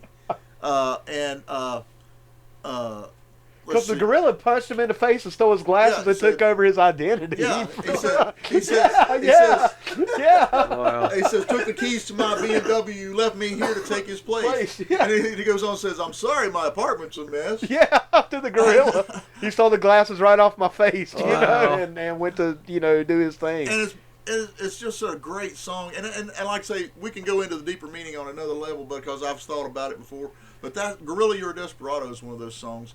And I like, you talk about lines from a song. Do you remember the song that this line came from? I'm sitting here playing solitaire with my pearl-handled deck. But the county won't give me more methadone and they cut off your welfare check. Yeah. That's Carmelita. Man, covered by the one and only G.G. Allen, bro. Right. I always got to bring that up when I hear Carmel. Hey, and it's a good, he actually did a good version. He actually did. I didn't like G.G. Allen, but that was a good version. But that song, when he does it, and I've heard Jackson Browne actually did a good cover yes, of it. He did. Yes, he did. Yes. And as one of his newer songs that he did, I liked I Was in the House When the House Burned Down. That's a good one. And I love that song. Now, I'm going to miss a lot of the other songs that he did, but those I think could be my top 3. Those are some great choices, man. And, just talking about some of his lyrics, one song we haven't talked about, it's not my top 3, man, probably not even in my top 10, to be honest with you. But the lyrics was to Mr. Bad Example. Oh, yeah. It's some of my favorite, man. It was. The song itself is it's good. It's good, but it's not his normal good musical quality. Right, but those lyrics. But the lyrics are awesome. I'm Mr. Bad Example, and it's just talk about stealing money from the church. Right, got a job laying carpet. I laid carpet and housewives by the score. You know, he's talking about he would go do the carpet and do the housewife. Right. I mean, stealing money under the cummerbund of his church clothes. Right, and it's just a great, I don't want to say bad guy song, sort of like an outlaw song. But kinda, But it kind of glorifies that bad behavior. That outlaw behavior, and standing outside the law and just sort of looking back and saying, "Yeah, fuck you." Yeah, man, man, that's it, and all with a pretty upbeat. And it was upbeat, but it wasn't it wasn't as good musically. I think I think he's kind of missed it on that, but like I say, he's entitled to miss one. Yeah, but the lyrics did make up, but not enough to really put it on a playlist. No, it's not something you're gonna sit around and want to listen to. No. But if you hear it, you go, "Oh, I'm gonna I listen to that." do like it, and I'll be honest with you, Wayne. His acoustic live version is pretty good. It is, and man, that's one thing. I remember when I bought the album, Learning to Flinch. Oh, yeah. Learning to Flinch is an acoustic live album with Warren Zevon. It's just Warren and an acoustic guitar or a piano. You're right. And that's it. Now, man, when I first bought that cassette tape, kind of putting a little bit of age on me here, but when I bought that cassette tape, I was with Brian Turner, my brother. Oh, yeah. We were in the mall, and I was like, man, I'm going to pick up a Warren Zevon tape. So I saw this Learning to Flinch, and I'm like, oh, man, it's got all the hits on here. It was a live album, but it never said live. You know, I thought it was a greatest hits compilation. So I put it in. Brian's like, yeah, go ahead and put it in the tape deck. I was so disappointed. I was like, that was me. That was me. And Brian started screwing with me. He's like, oh, man, you wasted your money. You know, just getting on me. He's like, fine. You know, he's just getting on me, dude. You know, and I'm going to be honest with you guys. I gave it another listen. It may be my favorite. It's one of my favorite live albums of all time. It is really good because you get his soul. Oh, yeah. And the Difference of Heaven is on that album. And it's like I say, that's one of those songs that you can, we were talking about earlier, something that'll just bring a lump to your throat or something like that. Because it's just so simple. Yeah. But it's complex in its lyricism and yeah, man. But I'll just never forget getting it at the Valley Hills Mall. Oh, yeah. Me and Brian are riding back to Lincoln. I put it in, and Brian, and I'm like, what the fuck is this? And I'm like, I got. Well, yeah, I thought I got burned, man. And like I said, Brian didn't make it any better. He's you're a fool, man. You bought a stupid tape, man. You could have bought AC/DC. You know, just like, man, just messing with me, man. And dude, I was so disappointed, man, but I gave it another chance, and then before I knew it, it became one of my all-time favorite albums ever because it really did capture Warren at his best, and I think that was just him, an acoustic or a piano, and his lyrics, man, and the crowd, Awesome. You know. Well, guys, man, I think we're about to go ahead and start wrapping this thing up, guys. Too short. Too very bad, but we do have one more song, man. We're actually going to end this week's show with a song. We haven't done that yet. So, Wayne, I'll be honest with you, brother. When I heard this one, I thought of you. Oh, good. And we about played it last week. And I even sent Mikey the link and said, hey, man, here's a song, what do you think? And Mikey's like, dude, you need to wait for Wayne. All right. And I was like, cause, you know, and I was like, I think you're right, dude. Because when I heard it, I'm like, I think Wayne would really dig this one. This band is actually out of Finland. And you're going to trip out when you hear the song and be like, Finland? Yeah. Because it sounds like it's kind of got a southern rock vibe to it. But anyway, before I say the name of this band, I'm probably going to screw up the name. Mm-hmm. And I heard it first on WTAU on P Ridge Nation, Papa Jack. And I'm like, oh, damn, man, how do I pronounce this name? So I'm listening for Papa Jack to say it, right? Dude, I was like, God damn it. Because it gets to it, he's like, yeah, we just heard this song, and now the name of the song is Superman. I'll go ahead and put that out there. And the name of the band is Oh Boy. And I'm like, no, man, no. He was like, let me see if I can get this. Like, oh, shit, Papa Jack, no, man. So I think we're kind of under the impression the name of the band is the Pasanen Band. Pasanen. They gave me permission to play their damn song, and I can't get their name right, man. I hope you enjoy it, because we may never be able to play it again. But it's Pasanen or Pasanen, something like that. I'll put links to their... They sound straight like they're from Alabama. They really do, man. Or Mississippi. Until you hear their band name, it's like, okay. Oh, okay. Yeah. Like, and I went to email them or message them on Facebook. It's like English or Swedish or whatever. And I was like, well, shit, man, I better go with English. Right. But I hope I got their name right. Yeah. But anyway, guys, Wayne, before we play the song, we shut it down for today. Thank you again. Yes, again. This, dude, man, I don't even know what to say, brother. Thank you so awesome. much. I appreciate you having me. That's just awesome. Well, like I said, brother, you are one of our spiritual co-hosts. As always said, our first guest and our first repeat guest. Yes. And you will be back again, brother. Like I said, I've already got the artwork for our next show in the pipeline. I don't do that shit, man. Usually I'll wait for a week or two, and I'm like, okay, man, we don't even know. This is probably going to be some months down the line, but it's ready to go. Yeah. Thank you again, Wayne, man. Thank you guys for having me. I really appreciate it. This was great, man. PW, got anything you want to end us with, brother? I don't fucking know. I don't know. Like, let's get out here so we can drink. Yeah. Vito's like, little motherfucker, I got shit to do today. I gotta catch up on some drinks. Well, Mikey, brother, you got anything you want to end us with, man? Man, no, just it's always a blast. Yeah, man. This one, always, man. But this one, brother, like I said, Wayno, man, brother, when you come to the show, our rent goes up. Let's just put it like that, man. Yeah, for sure. You definitely does. Yep. Like I said, again, if you got any questions, anything like that, put them on the YouTube comment section or the Facebook, and we'll try to get you on there. Yeah, man. Yeah, let us know what you guys are thinking. And once again, if you like these songs you're hearing, like them. if you really like them, share them, man. Hey, somebody that don't listen to the podcast may like these songs, man. Exactly. And you're shitting on them. Right. You can shit on us, man. That's cool. Yeah, Just don't shit on them. Yeah, especially Pudsworth. Shit on him. Shit on Pudsworth all you want, man. Shit on him, dude. I mean, it'd be an improvement. He's kind of into that stuff. Okay, y'all. Okay, we're done. Y'all have a good one. Once again, the name of the band, well, I hope, is Pasanen Band or Pasanen Band. The name of the song is Superman. Wayne, thank you again for being here. Pudsworth, thank you, brother. Mike, as always, brother, thank you. And until next week, y'all have a good one.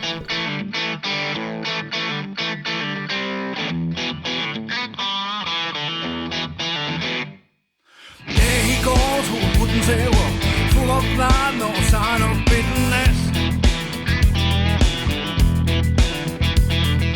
From day one, he's been living to win, not to give up or settle for second best. Not even when the sky came down, crushing all his dreams. He thought through you bad luck and forced himself back on his feet. Could you do the same? I bite my tongue and start my whining. Shame on me. He's been through hell, but does he show him? Where'd he get his power to fight fire with fire and take his fate in his own hands? Where'd he get his strong will to fight back and stay alive? No wonder he's called Superman. There he goes. 17 days somewhere far, fighting for life just to get punched in the face. You may not speak or walk again, if you would say that everything is changed. He's seen bad days, good days, but never a day when he'd give up. They say no to walk, now he runs. Go and try to make him stop. Well, not a chance. A small wound and I think I'm dying. Shame on me. He's been through hell, but does he show it? Where'd he get his power to fight fire with fire and take his fate in his own hands? Where'd he get his strong will to fight back and stay alive? No wonder he's called Superman. There he goes.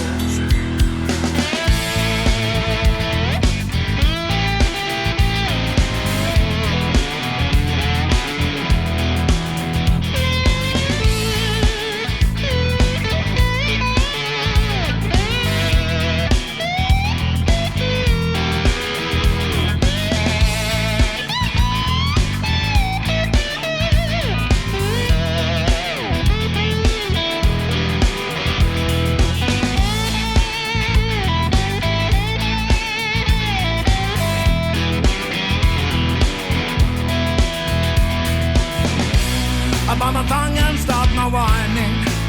Shame on me. He's been through hell, but does he show it? Where'd he get his power to fight fire with fire and take his fate in his own hands? Where'd he get his strong will to fight back and stay alive? No wonder he's called Superman.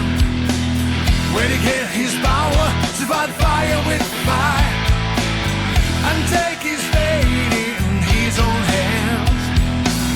Where'd he get his strong will to fight back and stay alive? No wonder he's called Superman. Superman. Superman. Superman.